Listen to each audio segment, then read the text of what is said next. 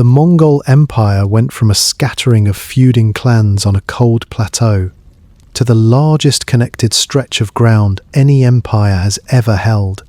It did it in 3 generations, then it fell apart, and nobody defeated it. This is the entire story of the Mongol Empire, the rise and the fall, and the reason those two turn out to be the same story, told twice. Because every single thing that built this empire is the thing that destroyed it.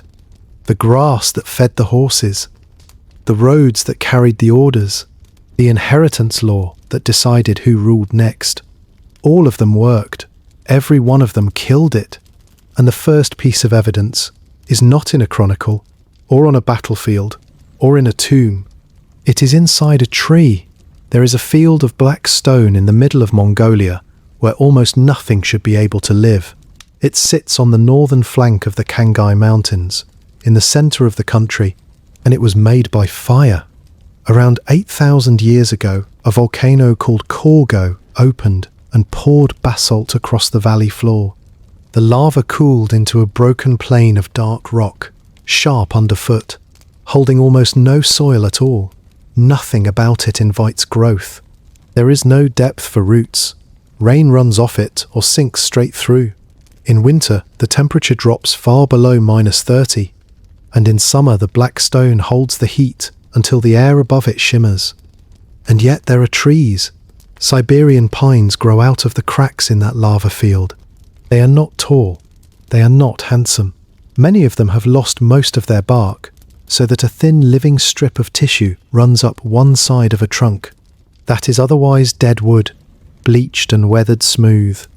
They grow slowly because there is nothing to grow on. A tree that lives in good soil puts on wood quickly and dies young. A tree that lives on bare basalt puts on almost nothing, year after year, and can persist for a very long time. Some of the pines standing on the Korgo lava field began growing 1,000 years before the birth of Genghis Khan. That slowness is what makes them valuable. A tree adds a layer of wood each growing season. In a good year, when there is water and warmth, the layer is wide. In a bad year, when the summer is dry, the layer is narrow. Cut across the trunk and those layers appear as rings. And the rings are a record, not a rough impression of the past, but a year-by-year account, each ring pinned to a specific 12 months. Trees cannot move. That is precisely the point. A pine on a lava field cannot walk away from a drought or migrate toward the rain. Whatever happened in that valley in that year is written into the wood, and it stays there for centuries. In 2010, a research team collecting samples in central Mongolia for a project on fire history stopped at the Korgo lava field. The visit was almost incidental.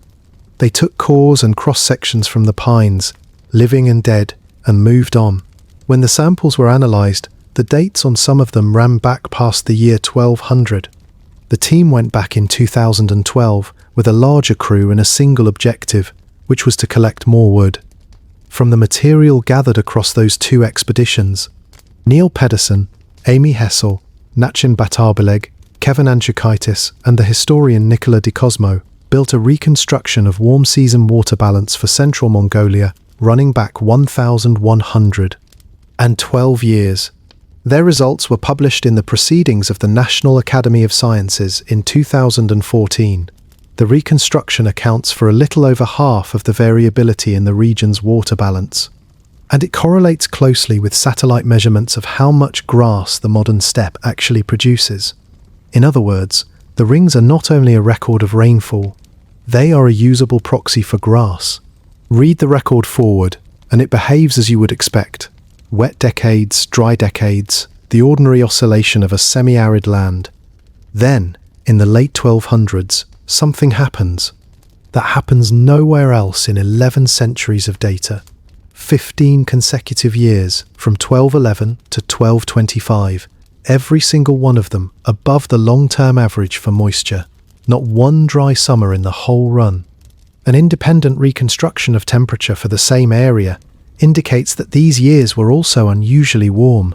The team called it the Mongol pluvial. There is something else in the record. immediately before it. The final decades of the 1100s show one of the most severe droughts in the entire 1100-year reconstruction.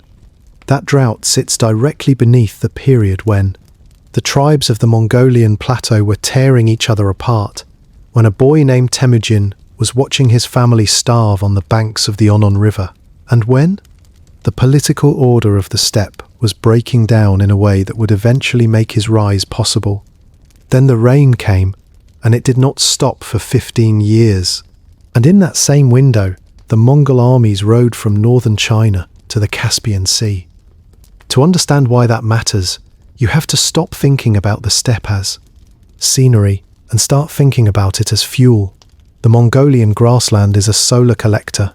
Sunlight and water go in, grass comes out, grass goes into horses and sheep and goats and cattle and camels. Those animals go into meat, milk, wool, hide, dung for fire, and above all, into movement. Every mile a Mongol army covered was grass. Converted, there is no way around this arithmetic. It cannot be borrowed against, and it cannot be stored at scale. A nomadic army does not carry its energy in wagons. It walks its energy alongside it, and its energy has to eat. Consider the numbers historians work with, and hold them loosely, because they are estimates built from scattered evidence rather than quartermasters' ledgers. The documentary record for Mongol armies on campaign is inconsistent about remounts. Some accounts suggest as few as 2 horses per rider. Others claim as many as 18. Most historians have settled somewhere around 5 or 6, the majority of them mares with some geldings. Take an army of 60,000 riders, which is a plausible size for a major Mongol field force, and give each man 5 animals. That is 300,000 horses. A horse of that size and type needs somewhere in the region of 9 pounds of dry grass a day, and roughly 5 gallons of water. 300,000 animals therefore consume something close to 2.5 million pounds of dry forage every 24 hours, and drink on the order of 7.5 million gallons. Perhaps half the water requirement can come from the moisture in the grass itself, in a good season. In a bad season it cannot. Now hold that against the tree rings. 15 straight years in which the grass came in above average across central Mongolia. 15 years in which the herds could grow faster than they were being consumed. 15 years in which every foal born had something to eat. The empire did not ride out of a wasteland. It rode out of a boom. And the horses were not only transport. They were the commissary. A Mongol army did not need bakeries, granaries, or a supply train stretching back to a depot, because it travelled with several 100,000 walking food sources. Mares in milk produce somewhere between 18 and 29 pints a day. A handful of animals could sustain a man indefinitely. The milk was drunk fresh, soured, fermented into the mildly alcoholic drink that Mongolians still call arag, and dried into hard curd that kept for months and could be reconstituted with water in a leather flask. Meat came from the herd. Fat came from the sheep that moved with the army. In extremity, a rider could open a vein in his horse's neck, drink a small quantity of blood, seal the wound, and keep moving. This appears across several independent outside accounts, including the Franciscan friars sent east by the papacy in the 1240s and 50s, and the details are consistent enough to take seriously. Those accounts need care. Giovanni da Pian del Carpine and William of Rubruck were foreign clerics writing for European readers, sometimes credulous, sometimes hostile, occasionally recording rumour as observation. Marco Polo's claim that a Mongol could ride for 10 days without lighting a fire, sustained by dried milk paste, may be accurate, exaggerated, or borrowed. But the underlying logic holds, and it is the logic of energy. An army that carries its own metabolism is an army with no supply line to cut. That is not a tactical advantage. The advantage is structural, and it changes what is possible. It also imposes a limit, and the limit is the reason this story eventually stops. Grass does not grow everywhere. The Great Belt of Steppe runs from Manchuria across Mongolia and southern Siberia, through Kazakhstan, around the northern shore of the Caspian, across the Pontic Plain, and into the flat grassland of Hungary. Along that belt, a Mongol army can operate almost indefinitely because the land is doing the work of the supply train. Step off it, and everything changes. The historian John Masson Smith calculated that the semi-arid landscape of Syria could support somewhere around 80,000 horses. That figure sounds large until you set it against the herds a full Mongol field army required. It means that Syria could not hold an invasion at full strength. It could hold a detachment. Hold that thought. It will matter enormously in a valley in northern Palestine in the year 1260. The same constraint applies at the western end. The Hungarian plain is real grassland, and it is the last of it. Beyond the Danube, the land becomes wooded, hilly, cut with rivers, studded with stone fortifications, and it will not feed 300,000 horses. So the empire's boundaries are not drawn by armies, they are drawn by botany. Here is the first point at which I want to step out of the narrative and say something directly, because this is where a great deal of popular history goes wrong. The tree rings do not explain the Mongol Empire. They cannot. A wet 15 years is a permission, not a cause. Central Asia had wet decades before 1211, and wet decades after 1225, and none of them produced a state that reached from Korea to the Danube. Good grass had been growing on that plateau for millennia while confederations rose, raided, fractured and vanished with dreary regularity. If abundance were sufficient, the steppe would have conquered the world a dozen times over. What the pluvial did was raise the ceiling. It made it physically possible to assemble and sustain a mounted force of a size that had no precedent, for a duration that had no precedent, across distances that had no precedent. Everything underneath that ceiling was human and deliberate, and in a sense far stranger than the weather. The researchers themselves are careful about this. Their paper proposes that the conditions promoted high grassland productivity and favoured the formation of Mongol political and military power. Favoured, not produced.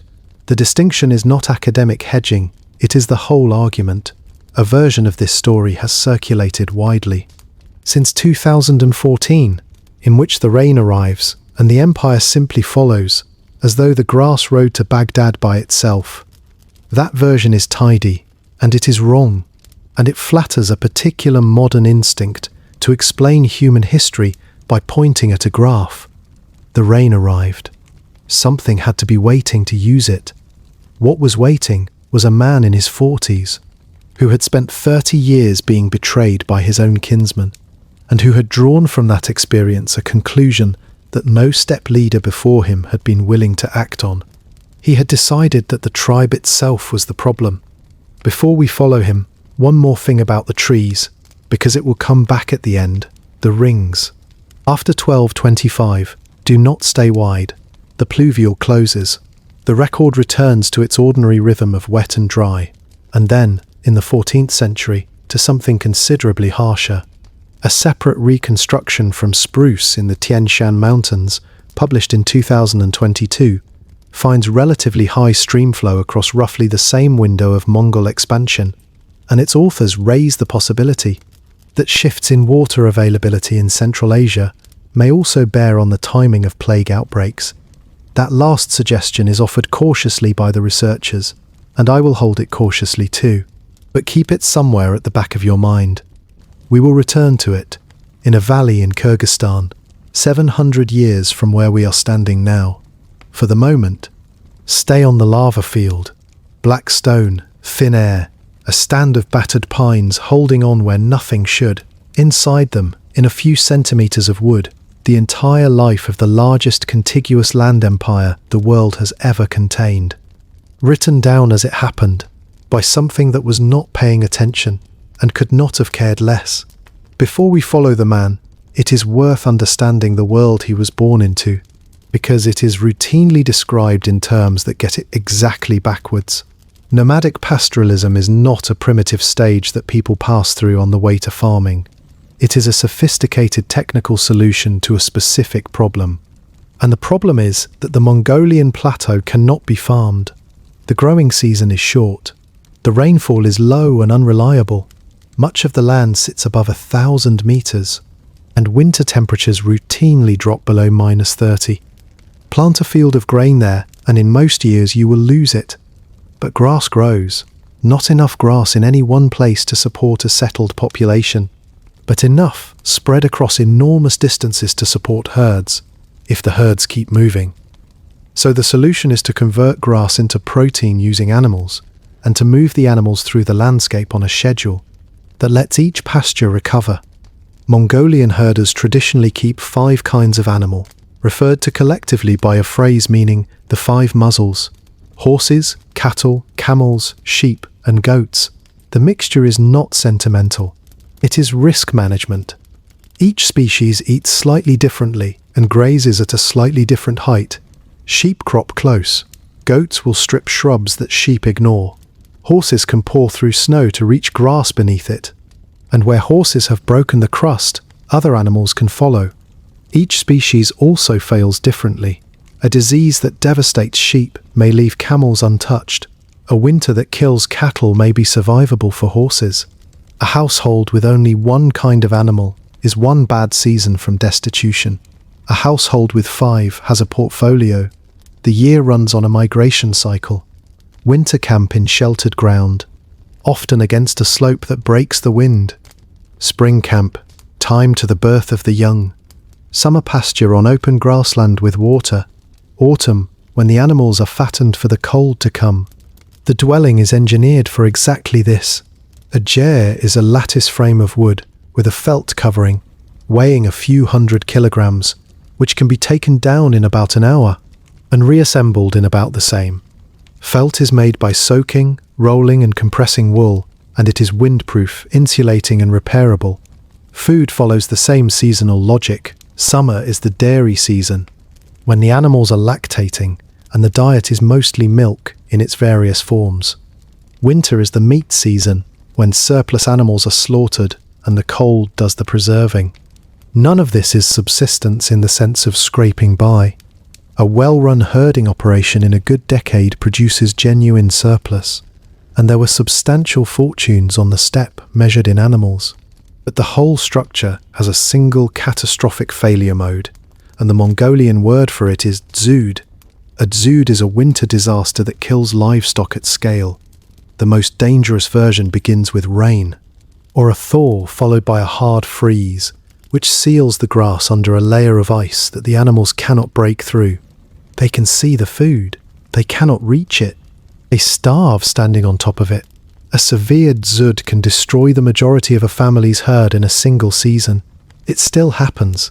In modern Mongolia, dzud events in recent decades have killed millions of animals and driven waves of ruined herders into the capital.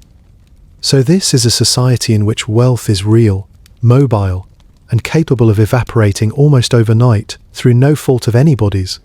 Now add drought on top of that. The tree ring record shows the late 1100s as one of the driest stretches in over 1,000 years. Less grass means smaller herds, means less margin, means that a bad winter, which might have been survivable, becomes ruinous. And when a family's animals die, they have 2 options: starve or take somebody else's. Raiding is not a character flaw of steppe peoples. It is what a mobile society does when its capital is mobile too. Horses can be driven away. Herds can be absorbed. Women and children can be taken into another household and put to work. This is the world Temujin was born into. Not a world of noble warriors, but a world of chronic insecurity in which everybody's wealth was walking around outdoors, and everybody's neighbours were armed. There was one more pressure, and it came from outside. To the south sat the Jin dynasty, ruling northern China, and the Jin had a steppe policy. It was to make certain that no single power ever consolidated on the plateau. They subsidized whichever tribes were currently weak, encouraged them against whichever were currently strong, and reversed the arrangement whenever the balance shifted. Periodically, they sent punitive expeditions north, whose stated purpose was to reduce the adult population. The secret history remembers one episode with particular bitterness. An earlier Mongol leader, and Ögedei was handed over to the Jin, who executed him by nailing him to a wooden frame shaped like a donkey. So, a fractured political landscape, deliberately kept fractured by an outside power, undergoing the worst drought in centuries, in a society where the difference between wealth and starvation was a single iced-over winter. That is the situation into which the rain eventually arrived. And that is why the question of what happened next is not really a question about weather. The real question is what somebody decided to do with it. Here is a question that gets asked far less often than it should. The Mongolian plateau had been producing warrior confederations for well over 1,000 years before Genghis Khan. The Xiongnu terrorized Han China and extracted tribute from it. The Gokturks built an empire that ran from Manchuria to the Black Sea and left inscribed stones in the Orkhon Valley recording their own rise and their own collapse. The Uyghurs ruled the same grasslands after them and built a capital called Ordu Balik, about 27 kilometers downstream from where Karakorum would later stand. The Khitan came after them, and then the Jurchen, who took northern China and called themselves the Jin. None of these were minor. Several of them frightened China badly enough to reshape Chinese foreign policy for centuries. All of them had horses, composite bows, mobility, and men who had been riding since before they could walk. And every single one of them fell apart. The pattern is so consistent, it is nearly a law. A charismatic leader unites a set of rival clans. The confederation raids successfully. Loot flows in. The loot holds the alliance together. Then, the leader dies, or the raiding stops paying, and within a generation, the confederation dissolves back into the clans it came from, and the clans go back to stealing each other's horses. So the interesting question about the Mongol Empire is not how it started, it is why it did not stop. Before going further, a word about how we know any of this, because the source situation is worse than most accounts admit. There is exactly one narrative of these events written by Mongols in the Mongolian language from inside the Mongol world. It is usually called The Secret History of the Mongols, and it is the oldest surviving work of Mongolian literature. It is also a problem. The original text is lost. What survives is a version transcribed into Chinese characters, used phonetically to record Mongolian sounds, and printed under the Ming dynasty at the very start of the 1400s, more than a century and a half after the events it describes. Its author is unknown. Its date is contested. The colophon says only that it was completed at an assembly on the banks of the Kelen River, in a year of the mouse, without saying which one. Candidates include 1228, 1240, 1252, and 1264. For a long time, the earliest date was preferred, which would place the work within a year or two of Genghis Khan's death and give it the authority of near eyewitness testimony. More recently, the historian Christopher Atwood and others have made a detailed case for 1252, and the implications of that are considerable. 1252 falls immediately after the elevation of Möngke as Great Khan, an elevation that was, by any reasonable description, a coup, followed by a violent purge of rival branches of the family. If the secret history was composed under Möngke, then our only Mongol language account of the empire's founding is a document produced by the winners of a dynastic seizure of power. At the moment they most needed to explain themselves. The internal evidence is suggestive. The text is remarkably willing to criticize Genghis Khan's sons and grandsons. It is not willing to criticize Möngke's father, Tolui, who appears as a man of near-perfect loyalty and self-sacrifice, or Möngke himself. Meanwhile, our richest sources are Persian, and they were written by men working directly for Mongol employers. Atamalik Juvayni served the Mongol administration and eventually governed Baghdad for them. Rashid al-Din was vizier to the Ilkhan Ghazan and wrote his enormous world history on Ghazan's commission, with access to a Mongol dynastic register kept locked in the treasury.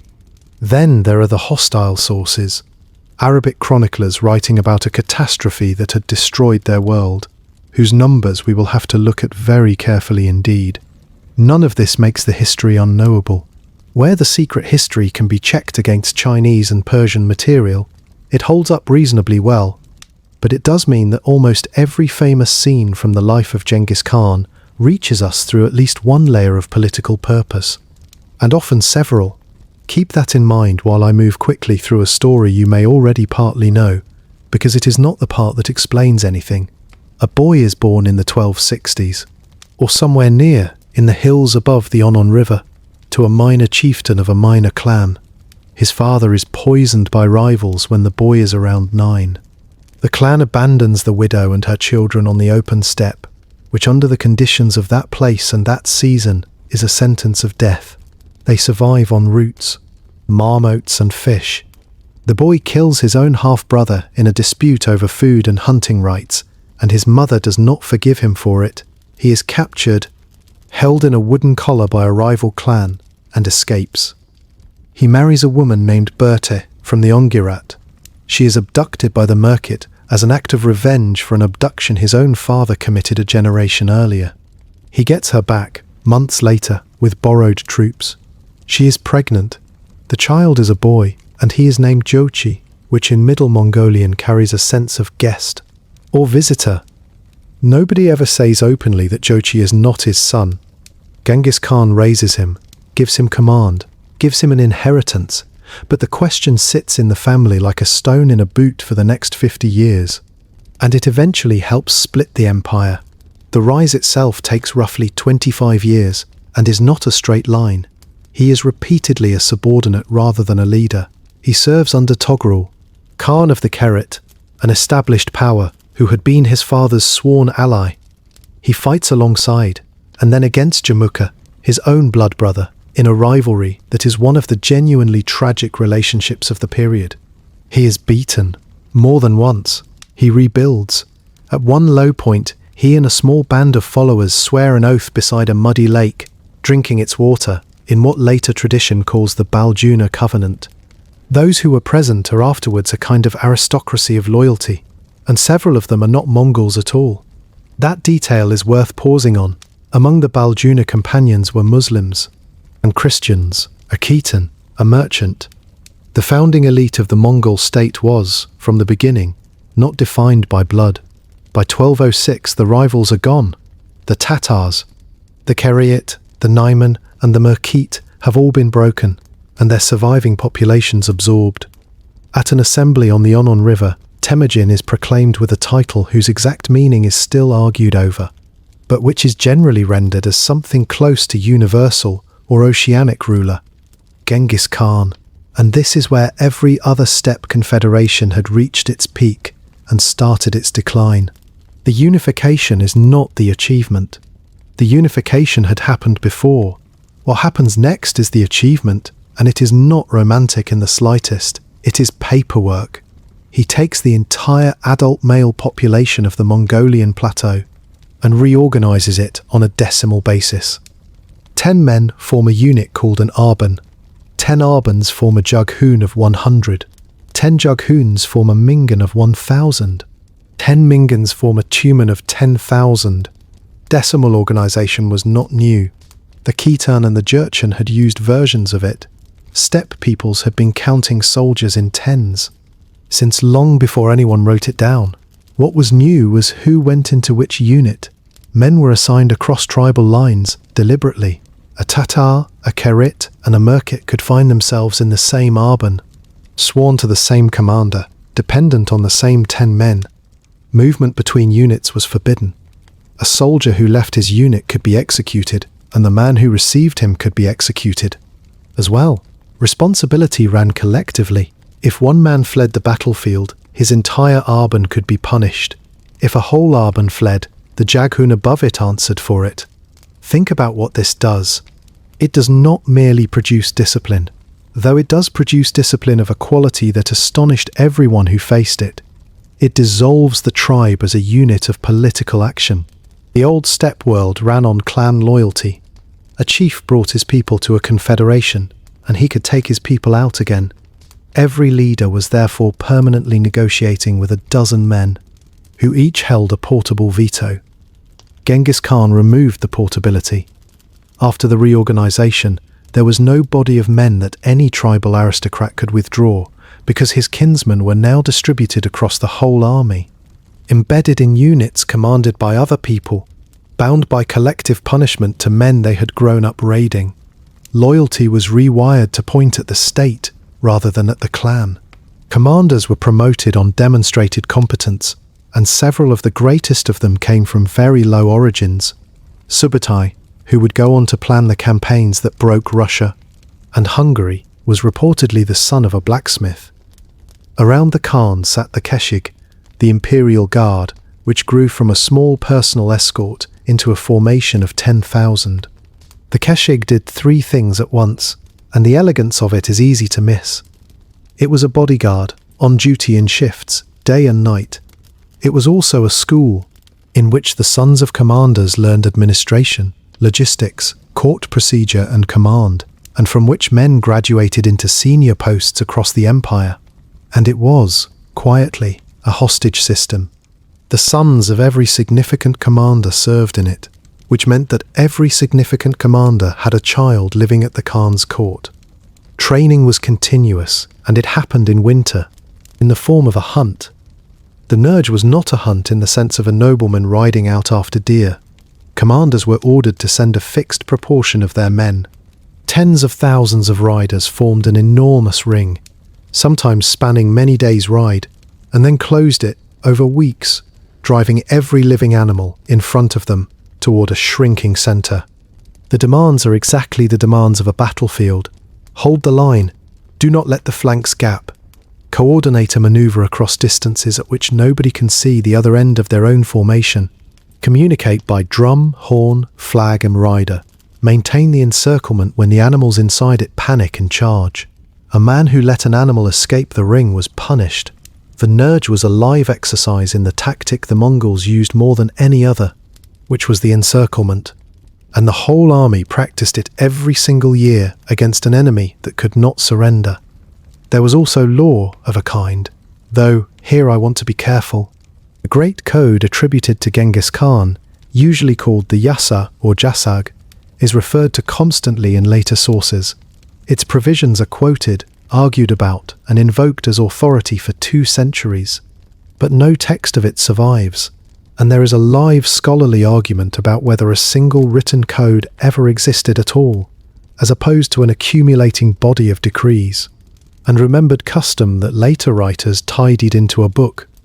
I lean toward the second reading, and I want to flag that clearly as an interpretation rather than a settled fact.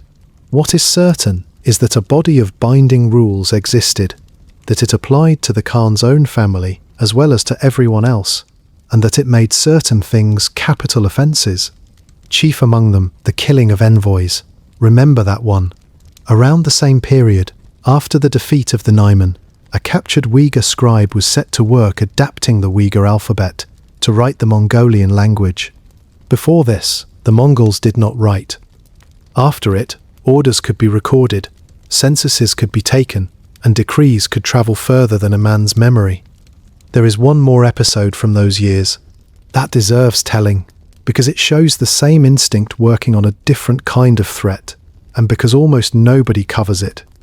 Among the men around Temujin was a shaman named Kukutchu, who carried the title Teb Tengri, which means something close to all heavenly. He was reportedly the son of one of Temujin's oldest and most trusted supporters, and he had a formidable reputation. The tradition holds that he could travel to the sky on a grey horse and return with the words of heaven, and that he could sit naked on the ice in midwinter without harm. More importantly, he was the man who provided the sanction. When Temujin took the title of Genghis Khan, it was Teb Tengri who announced that eternal heaven had granted him rule over the world, which meant that the new Khan's legitimacy came, publicly, through the mouth of somebody else. Teb Tengri appears to have understood the leverage this gave him, and began using it. He gathered a following of his own. He started intervening in the family. At one point he manoeuvred against Caesar, Genghis Khan's brother and the finest archer in the army, warning the Khan that heaven had indicated the succession might pass to Khazar instead. Genghis Khan had his own brother seized and stripped of his followers before their mother intervened. arriving at his tent in a fury and shaming him into stopping. Then Tebtengri overreached. He and his brothers seized followers belonging to Temüge, Genghis Khan's youngest brother, and when Temüge sent a man to demand them back, they beat the messenger and sent him home on foot, leading his own saddle. When Temüge came himself, they forced him to kneel and apologize. Berthe is the one who names the danger. In the secret history, she reacts to the news by weeping and asking what will become of the family if the shaman is treating the Khan's own brothers this way while the Khan is still alive. Genghis Khan told Temüge to handle it himself. The next time the shaman came to court, 3 strong men were waiting. Temüge challenged him, and the wrestlers took him outside the tent and broke his back, and the Khan sat where he was and did not turn round. The detail that matters is the method. No blood was shed. The killing of a person of high status by breaking the spine without opening the skin is a specific practice in this world, applied to men whose blood was considered too significant to spill on the ground. Tebtengri was killed with honor and killed completely. Afterwards, Genghis Khan did not appoint a replacement of equivalent standing. The mandate from heaven was no longer something that arrived through an intermediary. It attached directly to the Khan and to his descendants. He had removed the last power center in Mongol society that he did not control, and he had done it to a religious figure in public without any apparent consequence. Which brings us to religion more broadly and to a reputation. That requires examination. The Mongols are frequently described as remarkably tolerant, and in a comparative sense they genuinely were. Clergy of every faith were exempted from taxation and from military service. Buddhist monks, Muslim jurists, Christian priests of several denominations, Taoist masters, and Jewish scholars all received protection. Mongol courts hosted formal debates between representatives of different religions. William of Rubruck participated in one at Karakorum in the 1250s. Arranged by Möngke, involving Christians, Muslims, and Buddhists, with rules laid down in advance and a prohibition on insulting the others. Within a single generation of one family, you can find a Christian mother, a Buddhist son, a Muslim grandson, and a shamanist cousin. But I would resist calling this tolerance in the modern sense because that word implies a principle, and what was operating here looks much more like policy. 3 things were true at once. Mongol religious thought centered on Tengri, the sky, understood as a universal power rather than a tribal one. If heaven is above everybody, then the various ways people address it are not competing truth claims so much as competing techniques, and a sensible ruler collects all of them. Second, prayer was regarded as useful. Clergy of every faith were expected to pray for the Khan and his family. A ruler who exempts a priesthood from tax in exchange for its intercession is making an investment, not a concession. Third, and most practically, religious institutions are administrative assets. They keep records, they own land, they command loyalty in the population, they are cheap to buy, expensive to fight. The evidence for the pragmatic reading is what happened when the policy stopped paying. Ghazan, on converting to Islam, destroyed Buddhist temples in Iran and gave Buddhists there a choice between conversion and expulsion. Christians and Jews in his territories lost their previous parity and were made to pay the poll tax again. The tolerance had never been a value, it had been a settlement. And settlements can be renegotiated. I do not offer that as a criticism, exactly. A state that protects 6 religions for practical reasons still protects 6 religions, and the people living under it experience the protection rather than the reasoning. But it explains something that otherwise looks inconsistent.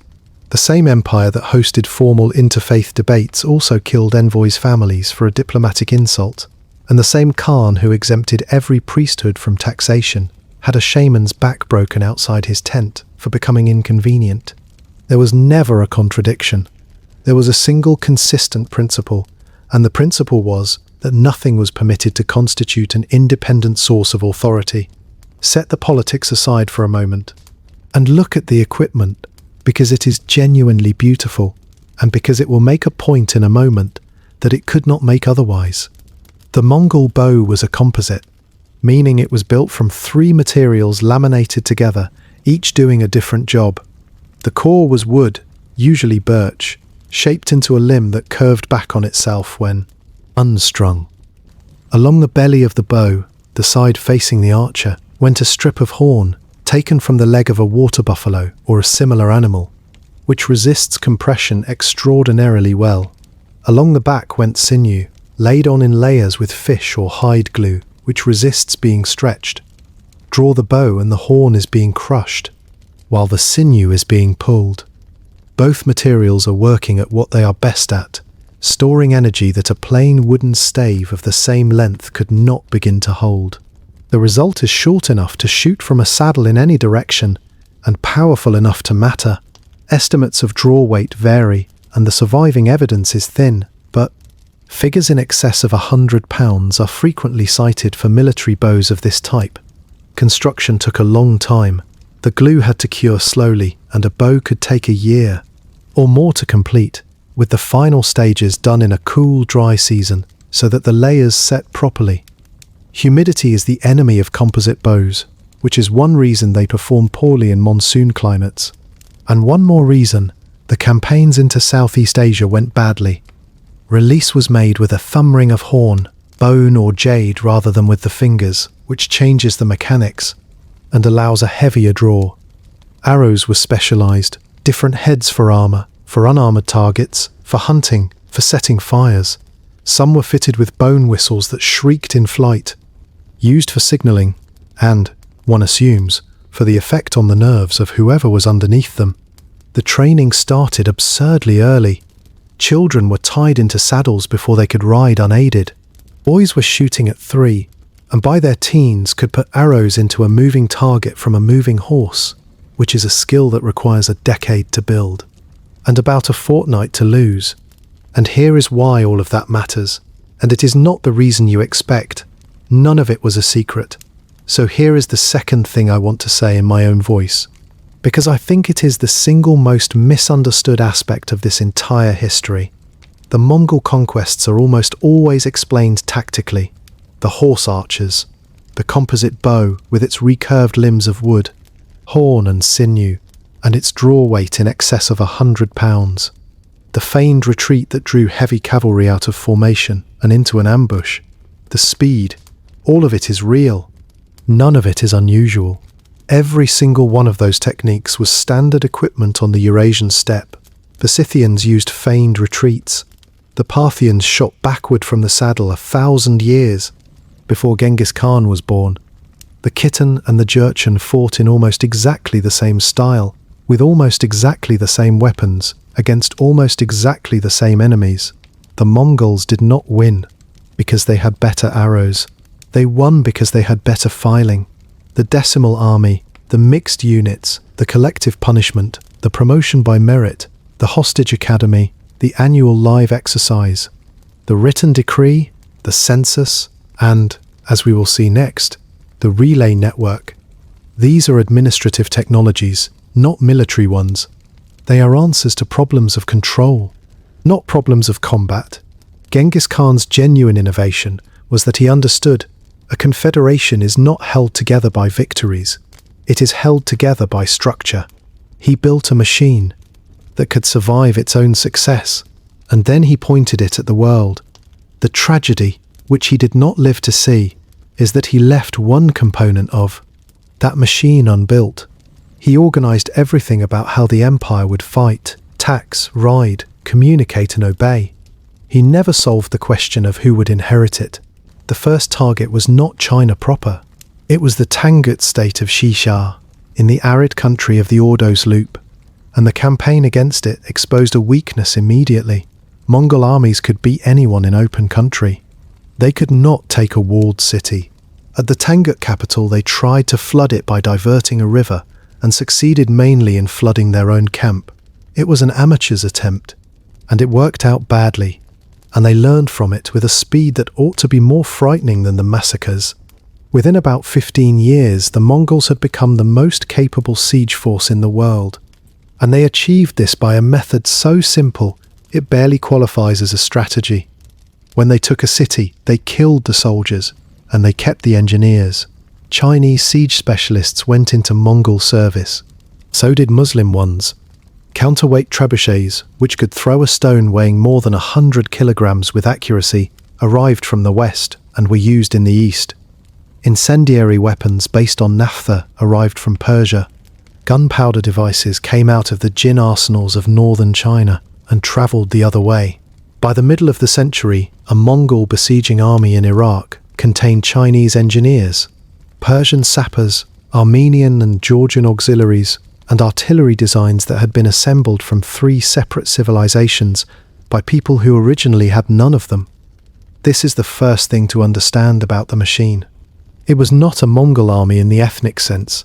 It was a Mongol operating system, running on whatever hardware it captured, and the operating system needed a nervous system. Somewhere in the first decade of the empire, a network began to be laid across it that I would argue is the most underrated invention in the entire history of the steppe. In Mongolian it was called the Ertur. In most other languages it comes down to us as the yam. Its origins are argued over. The word itself is generally traced through Turkic, and probably to a Chinese root, and something resembling a relay system had operated in Chinese states for centuries. The historian Adam Silverstein made the useful point that the origin of a word is not necessarily the origin of the thing it describes, and David Morgan noted that steppe peoples had their own long-standing habits of relaying messengers between camps. The honest summary is that the Mongols did not invent the idea, that they built it at a scale nobody had ever attempted. Here is how it worked. Along the main routes of the empire, stations were established at intervals of roughly 20 to 40 miles, about a day's hard ride, or rather less. Each station held a stock of fresh horses, fodder, food and accommodation, maintained by the surrounding population as a form of tax. A courier carrying an official message rode to the next station at whatever speed the horse could stand. There he either took a fresh mount and continued, or handed the message to a rested rider, who continued in his place. Neither man nor horse was ever asked to cover the whole distance. The message was, "The consequence is a communication speed that has no medieval European equivalent." Estimates for sustained courier movement across the Yam run to somewhere between 200 and 300 kilometers a day. Information from a battlefield in Central Europe could reach a Khan in Mongolia in a matter of weeks. Access was controlled by an object. The paisa was a tablet, usually rectangular, worn on a cord around the neck. There are surviving examples in museum collections, one in New York, made of iron inlaid with silver, roughly 18 centimeters long, inscribed in the Fag's pay script. The material indicated rank, gold for the highest officials, silver for the middle ranks, iron, and bronze for messengers. The inscription was a threat. It stated that the bearer travelled by the strength of eternal heaven on the Khan's order, and that anyone who failed to show respect would be guilty. A man with a paisa could requisition horses, food, lodging and escort. He could do it without negotiation, without payment, and without explaining himself.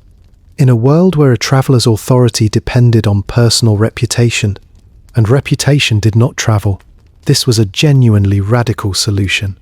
Under Ögedei, the second great Khan, the system was formalized and expanded enormously. Roads were cut, including one through the Altai Mountains. The western branches of the family were ordered to link their own routes into the network. The scale it eventually reached is startling. By the end of Kublai's reign, the Chinese portion alone counted more than 1,400 stations. The animal figures reported for it vary between sources, and I would not stake anything on the precise counts.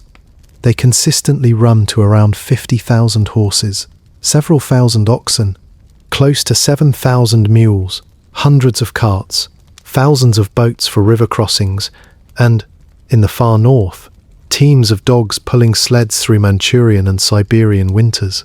The system also had a design flaw, and it is a very human one. Because the paisa granted the right to requisition, the paisa was worth stealing, forging and handing out to friends. Mongol princes and nobles began issuing them unofficially to their own clients, who then descended on villages along the routes and stripped them. Ögedei banned the nobility from issuing paisas and decrees. Möngke went further and barred the merchants who were sponsored by Mongol investors from using the relay stations at all. Later, in Iran, Ghazan found the network in decay and rebuilt it on a restricted basis, ordering that only imperial envoys should draw a stipend from it. Every one of those reforms tells you the same thing. The yam was extraordinary, and it was constantly being eaten from the inside by the people it had been built to serve. It also outlived the empire that made it. When the Golden Horde fragmented, the relay system it had run across the Russian principalities did not vanish. The Russians kept it and kept the word. Post stations in Russia were still being called yams centuries later. Now consider what a network like this does to warfare, because it is not simply about speed. It makes intelligence possible. Before the Mongols moved against a country, they collected information about it, systematically, sometimes for years. Merchants were the natural instrument.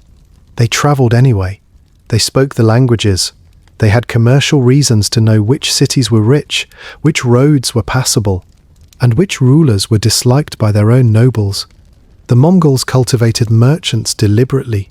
They protected caravans, lowered tolls, and formed capital partnerships with trading firms, an arrangement known as ortok, from a Turkic word for partner, in which Mongol princes supplied silver and merchants supplied expertise and legwork.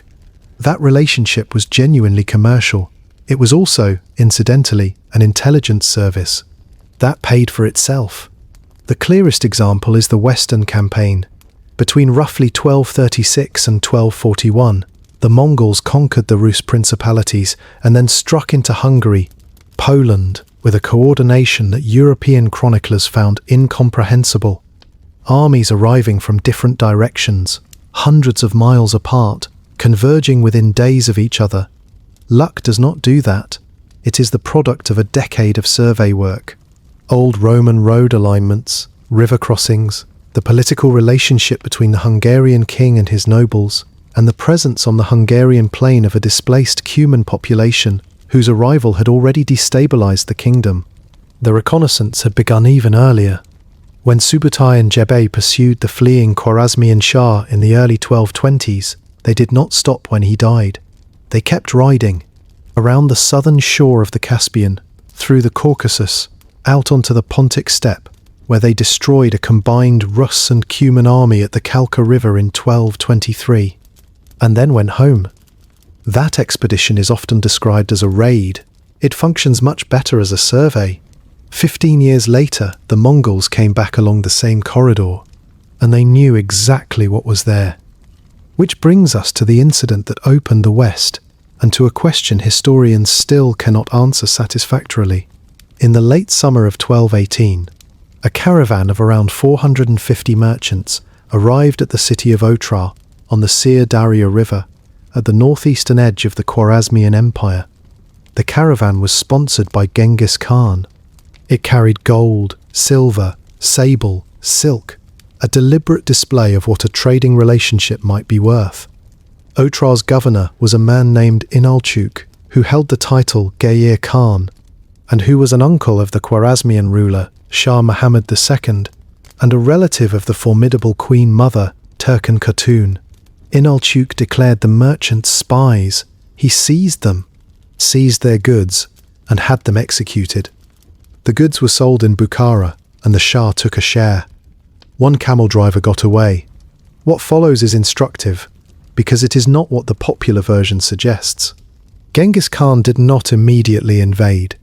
He was still fighting the Jin in northern China, and the Khwarezmian army had a serious reputation. Trade was worth more to him than war. He sent 3 envoys, 1 Muslim, 2 Mongols, with a single demand. Hand over Inalchuk for punishment, and the matter ends.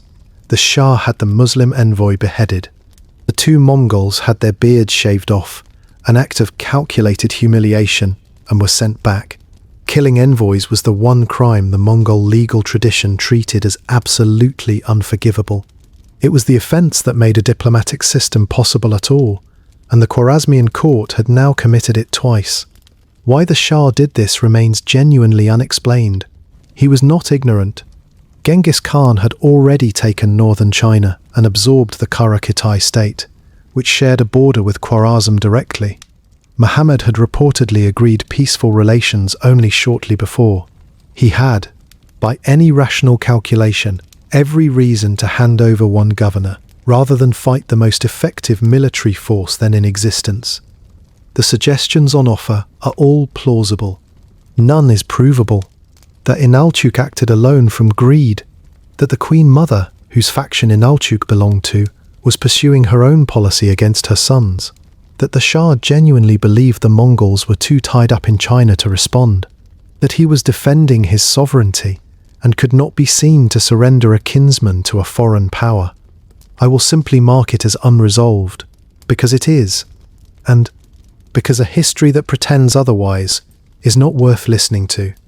The invasion that followed, between 1219 and 1221, is the moment terror became explicit policy, rather than incidental brutality.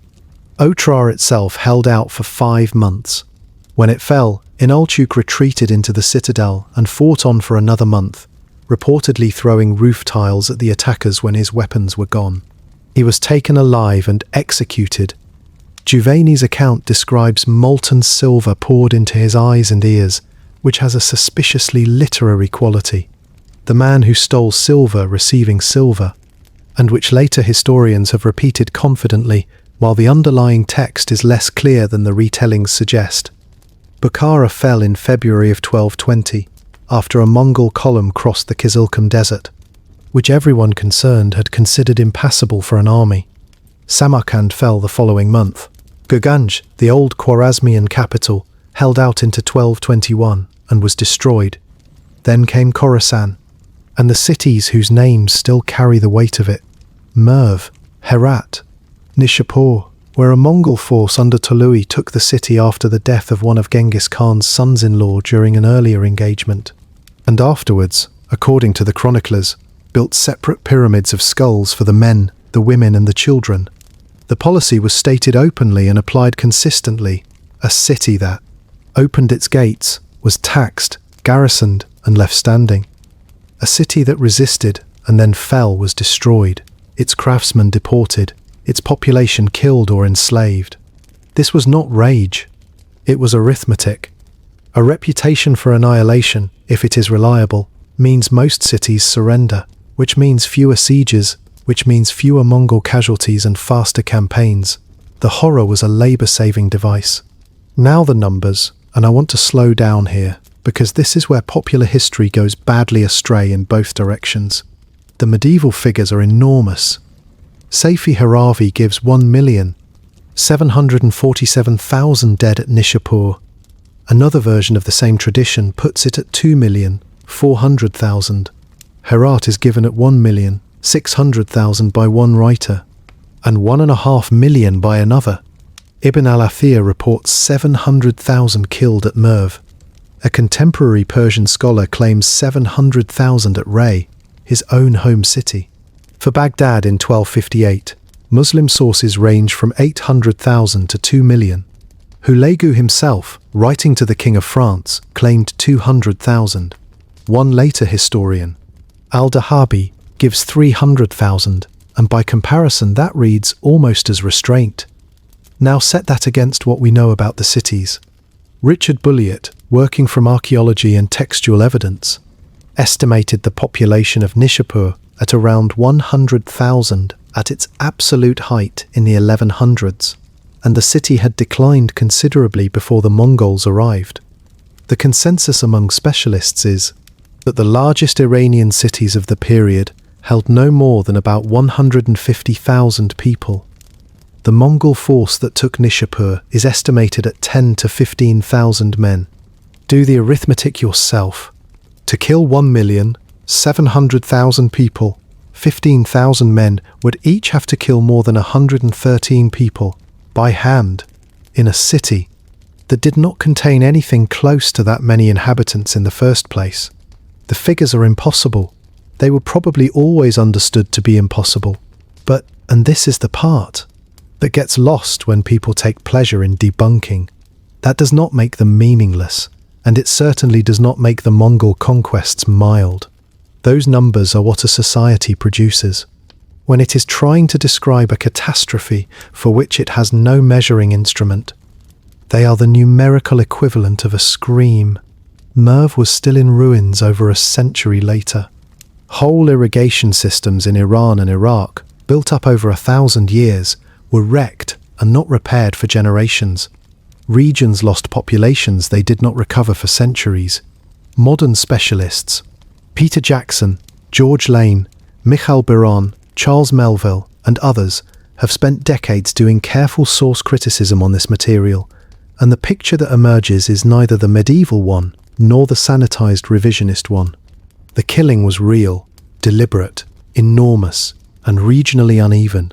Some cities were annihilated, others were barely touched. Some recovered within a generation, some never did. If you want a defensible position, take that one. Refuse the round numbers. Refuse, equally, the comfortable modern instinct to treat every atrocity figure as propaganda. While the West burned, something was being built in the Orkhon Valley, and it is one of the strangest cities of the medieval world. Karakorum began around 1220 as a camp, the place where Genghis Khan mustered his army for the Khwarezmian campaign. For 15 years, it was little more than a permanent gathering of tents. Then, Ögedei, having finished off the Jin, ordered walls and a fixed palace. The palace, called the Palace of Myriad Peace, was reportedly finished within a year of its commissioning, around 1236. Archaeologically, Karakorum has been difficult. Russian expeditions worked there from the 1890s, Soviet excavations in 1948, and 49 concluded that they had located Ögedei's palace, and that identification stood for half a century, until a joint Mongolian-German project working from 2000 to 2005 concluded that the structure was more likely a large Buddhist temple. What the excavations did produce is remarkable.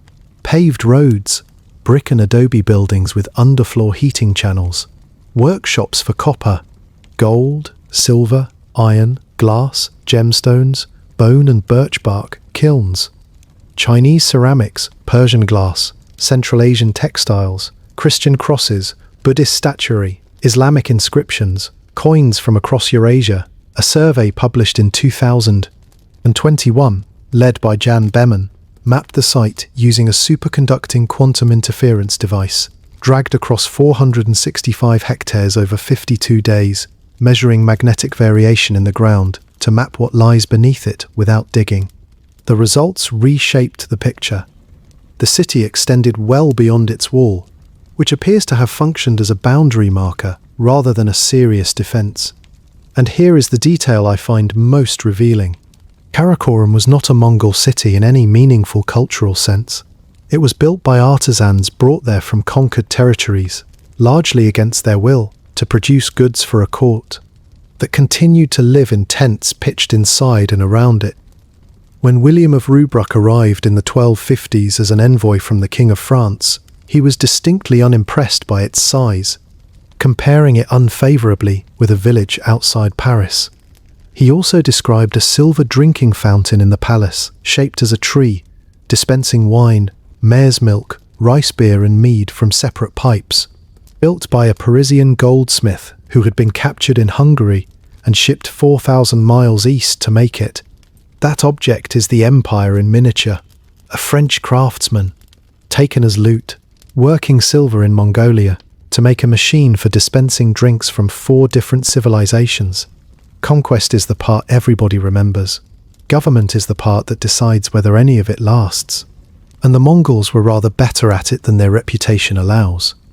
The problem announced itself in northern China. The campaign against the Jin opened in 1211 and ground on for over 20 years. In 1215, the Mongols took Zhongdu, the Jin capital on the site of modern Beijing, after a siege long enough that the defenders were reduced to appalling extremities. The city burned for a considerable time afterwards. But taking a Chinese capital is not the same as holding northern China. And northern China contained something the steppe did not. tens of millions of people living in fixed locations, producing storable wealth and requiring a completely different kind of management. The Mongols' answer was to count them. Census taking became one of the empire's signature activities. A registration of households was carried out in northern China in 1235 under Yelu Chuchai's direction. Under Möngke in the 1250s, censuses were pushed across the whole empire, from Iran to the Rus principalities, recording households, adult males, livestock and land. This sounds unremarkable until you consider that most medieval states had no reliable idea how many subjects they had. A census is the foundation of everything else. It allows taxation at fixed rates rather than by extortion. It allows conscription quotas. It allows a central authority to know, from thousands of miles away, roughly what a province ought to be producing, and therefore to notice when a governor is stealing. To run the provinces, the Mongols posted resident overseers called daruhachi. The word carries a sense of pressing down, as with a seal. A daruhachi was not usually the local ruler. Existing administrations were frequently left in place. Chinese officials, Persian bureaucrats, Rus princes, and the daruhachi sat above them, holding the seal, supervising the census, ensuring the tribute moved, and reporting upward independently of the local hierarchy. It is an elegant arrangement. You keep the machinery that already works, and you insert your own eye into it. The taxes themselves settled into a recognizable structure. A poll tax on adult males, known as the kubcha, originally a livestock levy on the steppe, and adapted into a head tax on settled populations. A commercial tax, the tamga, levied on trade and manufacture. Land taxes in grain. Labour obligations, including the duty to maintain the relay stations. Where the system went wrong, it went wrong through tax farming. A tax farmer pays the government a fixed sum up front for the right to collect the revenues of a province, and keeps whatever he can extract above that figure. It is superficially attractive to a state that wants money now and has no collection apparatus of its own. It is also an arrangement that rewards squeezing. The most notorious episode came under Ögedei. A Muslim merchant named Abd al-Rahman offered to double the annual revenue of northern China if he were given the farm of it. Yelu Chuchai opposed the proposal furiously, on the grounds that the increase could only come out of the peasants and would ruin them. Ögedei accepted the offer. Yelu Chuchai's influence declined from that point, and he died a few years later in reduced circumstances. Running alongside this were the Ortok merchants, the trading partnerships financed by Mongol princes. They lent at compound interest, frequently against tax revenues, and provincial administrations across the empire ended up in debt to consortia, backed by members of the imperial family. By the time Möngke came to power, the accumulated debt was substantial enough that he wrote a great deal of it off, standardized the poll tax by ability to pay, prohibited the Ortoks from using the relay stations, and sent investigators out to audit the merchants his own relatives had sponsored. That is a genuinely impressive piece of statecraft, and it is worth pausing on what it implies. A Mongol Great Khan in the 1250s, ruling from a tent city in the Orkhon Valley, was conducting an empire-wide fiscal audit, cancelling sovereign debt, reforming a tax code, and disciplining politically connected financiers across a territory stretching from the Yellow Sea to the Black Sea. Whatever else that is, it is not the behaviour of a horde. But there is a structural weakness in the whole arrangement, and it is the same weakness that appears in every extractive empire. The Mongol state was extremely good at moving wealth, and extremely uninterested, at least in the early decades, in producing it. The census told you what a province could yield. It did not tell you what the province needed in order to keep yielding it next year. Irrigation is the clearest case. The agriculture of Iran and Iraq depended on channels and underground conduits requiring constant maintenance by organized labor under stable authority. Destroy that authority, kill, or deport the labor, and the system silts up. Once it has silted up, the land that supported a city supports a village. You cannot tax your way back out of that. You have to invest, an investment requires a ruler who expects to still be there in 30 years, which is precisely what the succession system made it hard for anyone to assume. By the time Ghazan and Rashid al-Din were repairing the khanates of Iran at the end of the century, they were fixing damage that was 70 years old, in a state that had 25 years left to live. Armies were not the only thing this empire moved. They moved people and skills and objects and ideas along a network they had built and controlled. They were about to discover that a network moves whatever is put into it. Genghis Khan died in August of 1227, in his 60s, on campaign against the Tangut for the second time. How he died is not known. The secret history says only that he ascended to heaven. Other traditions offer a fall from a horse while hunting, a fever, an infected wound, and a set of increasingly lurid stories that appear centuries later and can be discarded. What matters far more than the cause is a piece of timing. 6 months earlier, his eldest son Jochi had died. In the Western Territories he had been granted, after a period of estrangement from his father so severe that Genghis Khan had been preparing to march against him. So the empire arrived at its first succession, with the eldest son already gone, and with a question about that son's paternity never resolved and never spoken aloud. Now, the structure of the thing. The Mongol Empire was not owned by the Khan. It was owned by the family, the Altan Urug, the golden lineage, the descendants of Genghis Khan through his principal wife Berte. Each son received an ulus, which is usually translated as appanage, though the word means something closer to a people and their territory. Jochi's line took the far west, the steppes beyond the Aral, and toward the Volga. Chagatai took Central Asia, the old Karakorum and Transoxiana. Ögedei took lands to the northwest of Mongolia proper.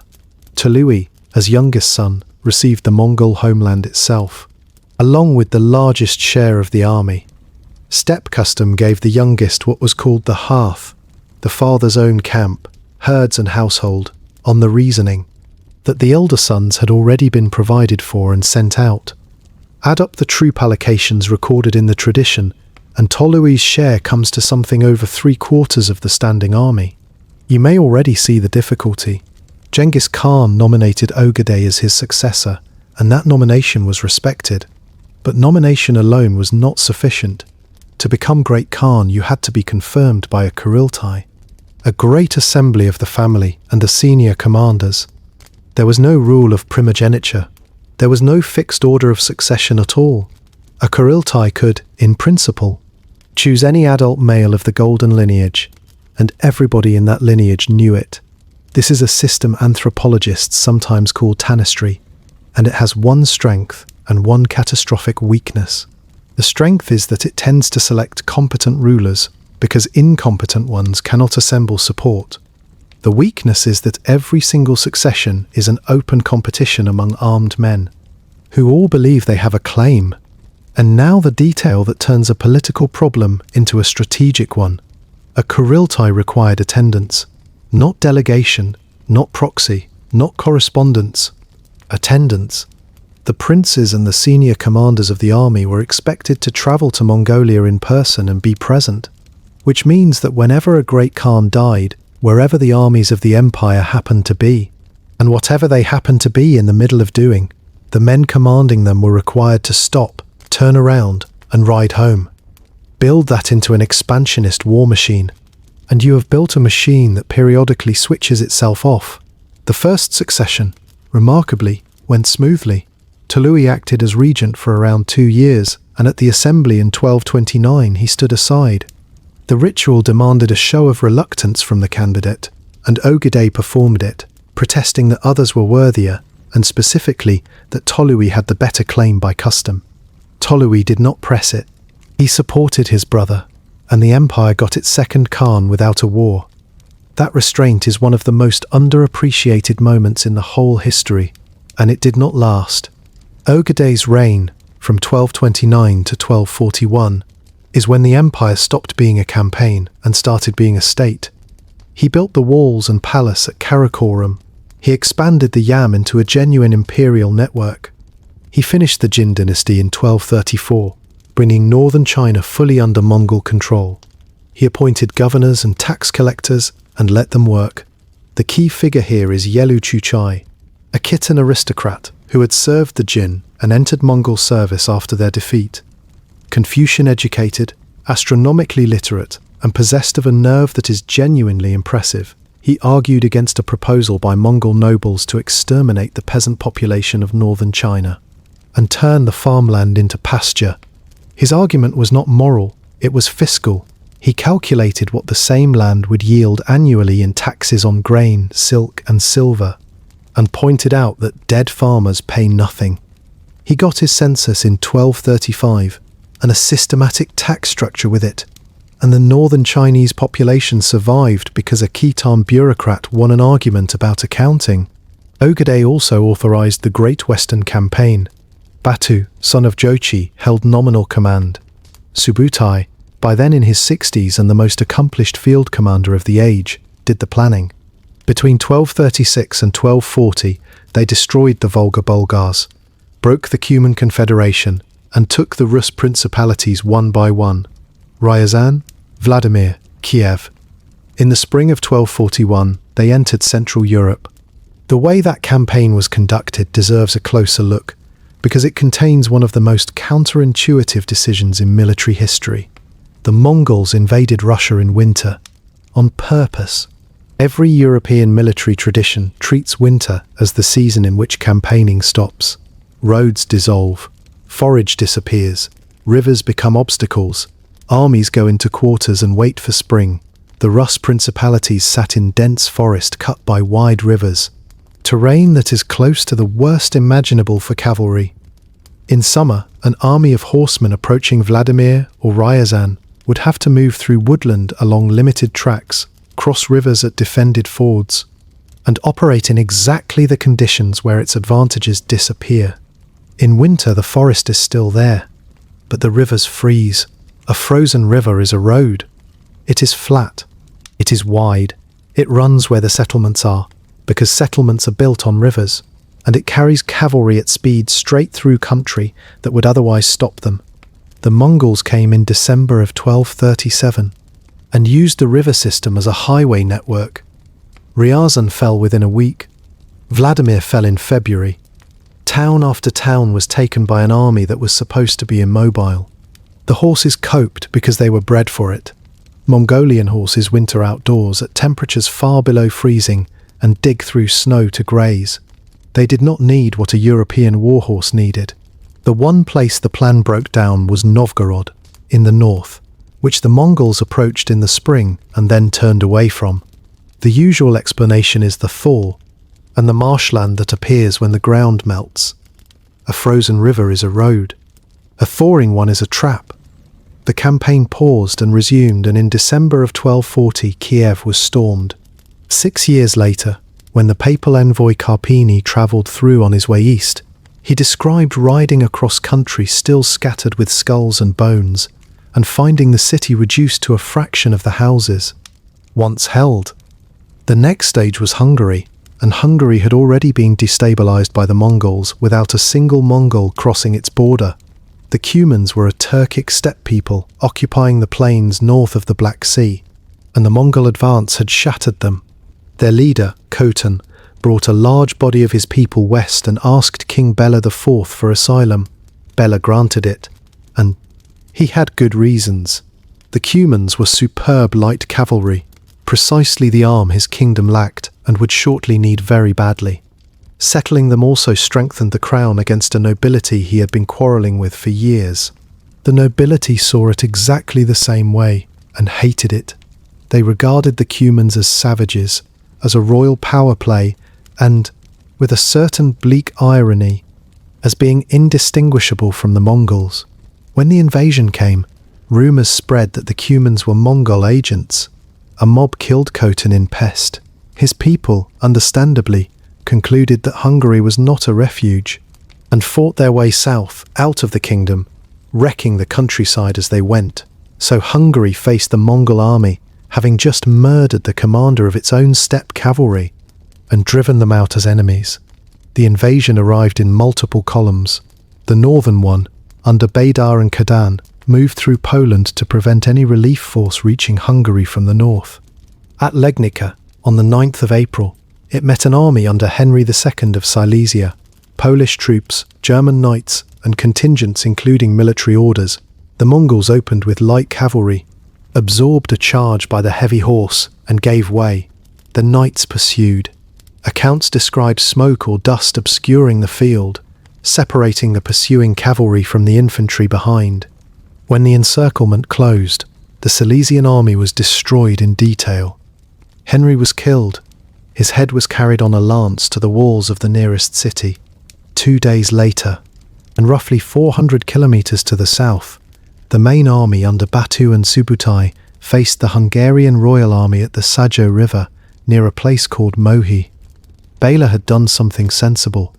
He had drawn his forces into a fortified camp, chained wagons together around the perimeter, and positioned himself where the Mongols would have to cross a river to reach him.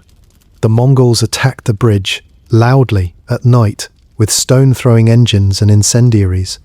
The Hungarians committed to defending it. While that was happening, Subutai took a force downstream, crossed the river out of sight, and came up behind the camp. By dawn, the Hungarian army was surrounded inside its own fortification. Missiles came down into a crowd too dense to maneuver. Men and horses were crushed against the wagons. And then the Mongols left a gap.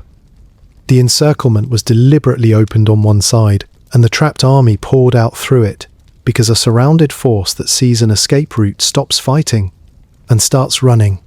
The gap led onto open ground along the road toward Pest, and the Mongols rode alongside the fleeing column for days, killing at leisure. A fighting retreat by a formed army is expensive to break. A rout is not. An eyewitness account survives. A cleric named Roger, an Italian in Hungarian service, was captured and spent months among them before escaping, and wrote what he had seen. He describes the roads afterwards, and the bodies, and the systematic sweeps of the countryside in the months that followed. His account is not the work of a hostile observer at a distance. He was in it, and it shows. Bela escaped to the Adriatic coast with Mongol detachments hunting him the whole way. His kingdom, by the estimates historians work with, may have lost somewhere between a fifth and a half of its population in a year, with the losses heaviest on the open plain and lightest in the hills and behind stone walls. That distribution is itself part of the argument about what happened next.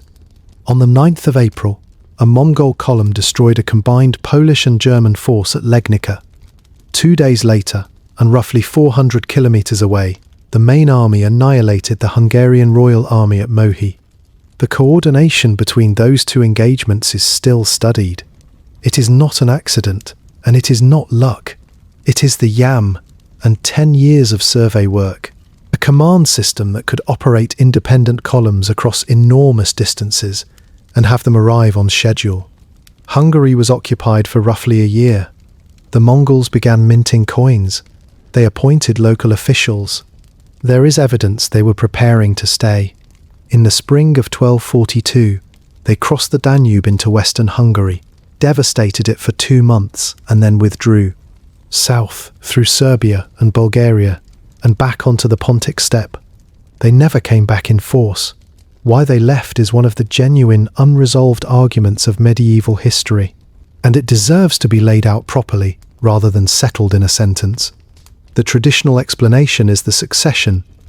Ögedei died on the 11th of December, 1241, after a night of heavy drinking on a hunting trip. News reached the Western Army in the following months. A Kuriltai would be required. Batu had a strong interest in who was chosen, and so the campaign stopped. An alternative arrived in 2016 from Ulf Buntgen and Nicola de Cosmo, published in Scientific Reports.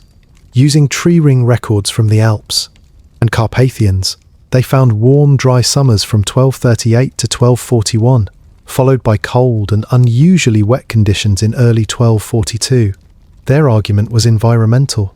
Wet ground on the Hungarian plain would have turned pasture to marsh, reduced the grazing available to Mongol herds, and degraded the mobility on which the entire army depended. Combined with famine and depopulation caused by the invasion itself, this may have made the region untenable.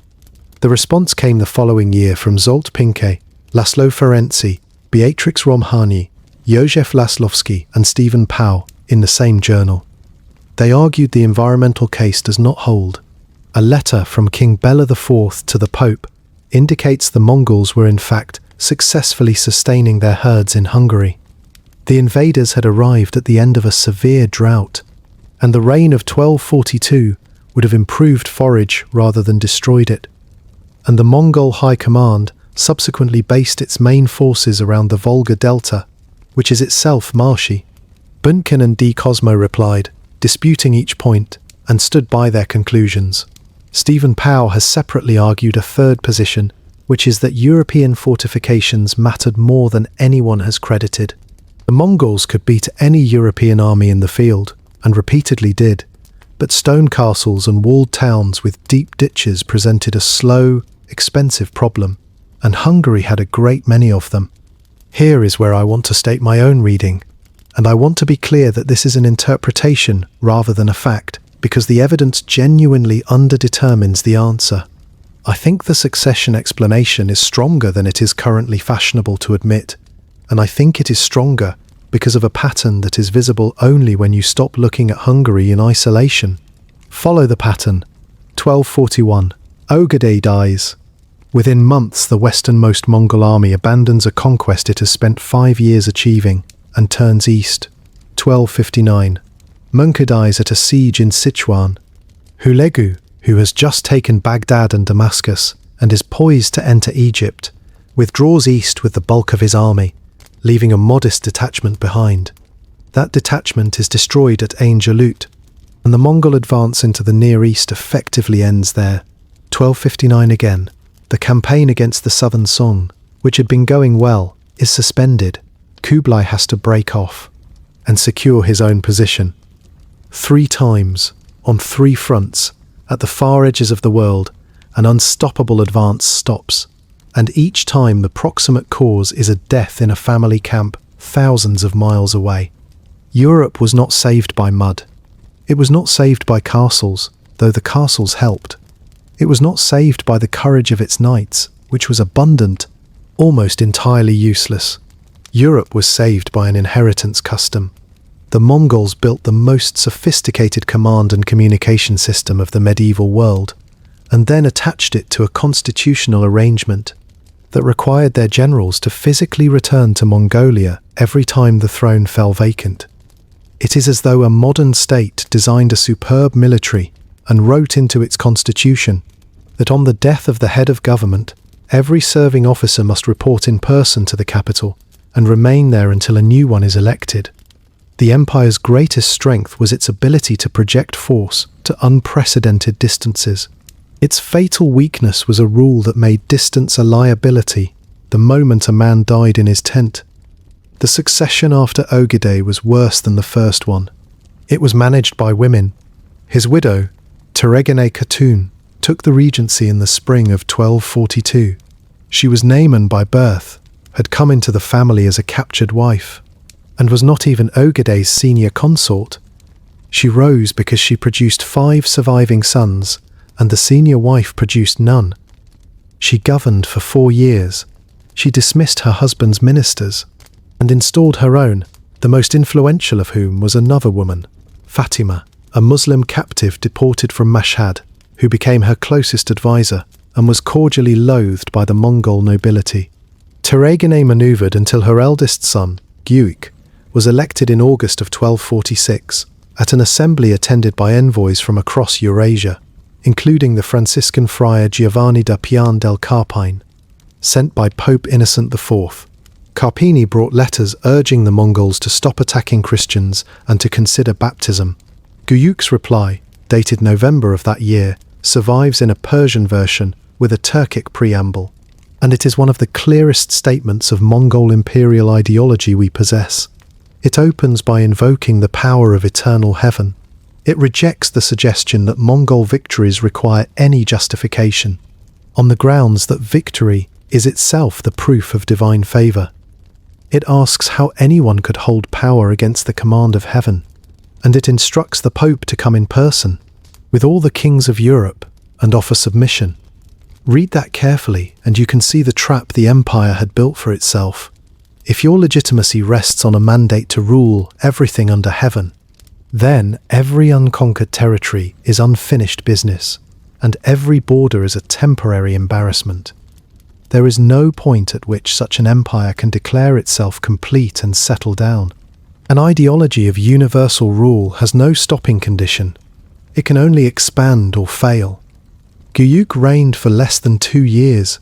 He died in the spring of 1248, while marching west with an army, ostensibly on campaign, though his destination was the territory of his cousin Batu, with whom he had quarrelled bitterly during the European campaign, and never reconciled. Whether that march was a civil war that death interrupted is unprovable, and I flag it as speculation. It is what most of the people involved appear to have believed at the time. His widow, Ogul Kaimish, took the regency and held it for 3 years without ever really governing. Her own sons worked against her. The empire drifted, and while it drifted, the most politically capable person in the family was building a coalition. Sorghaghtani Beki was a Karaite princess, a niece of Togrul, and a Christian of the Church of the East. She had married Tului, and when he died around 1232, she took control of his household, court and revenues, and refused to remarry, including a proposal that would have joined her to Ögedei's son. Refusing the Great Khan's request was not a small thing. She could do it because her position was already strong enough that he chose not to force the point. She spent 20 years on a single project, which was the education and advancement of her 4 sons. She had them literate. She had them exposed to Buddhism, Islam, Christianity, and Chinese statecraft. She managed her appanage in northern China with a light hand and a long view, protecting the farmers rather than stripping them. Then she allied with Batu, the senior surviving grandson of Genghis Khan, and together they arranged a Kuriltai. Möngke, her eldest, was elected Great Khan in 1251. The house of Ögedei, which had held the throne for 22 years, was displaced. What followed was a purge. Plots were alleged, tribunals were held, and a great many members of the Ögedei and Chagatai branches were executed. Ogul Kaimish was tried and put to death. Sorghaghtani died within a year of her son's accession. All 4 of her sons would hold power: Möngke and later Kublai as Great Khan, Hulegu as ruler of Iran, Arikboka as a claimant who very nearly won. The empire she had secured for her family did not survive them by a decade. Möngke pushed hard on 2 fronts. Hulegu went west and destroyed the Nizari Ismaili fortresses in 1256, then took Baghdad in 1258, ending the Abbasid Caliphate after 5 centuries. Kublai went south against the Song. Then, in August of 1259, Möngke died at the siege of a fortified town in Sichuan, of dysentery or cholera or possibly wounds.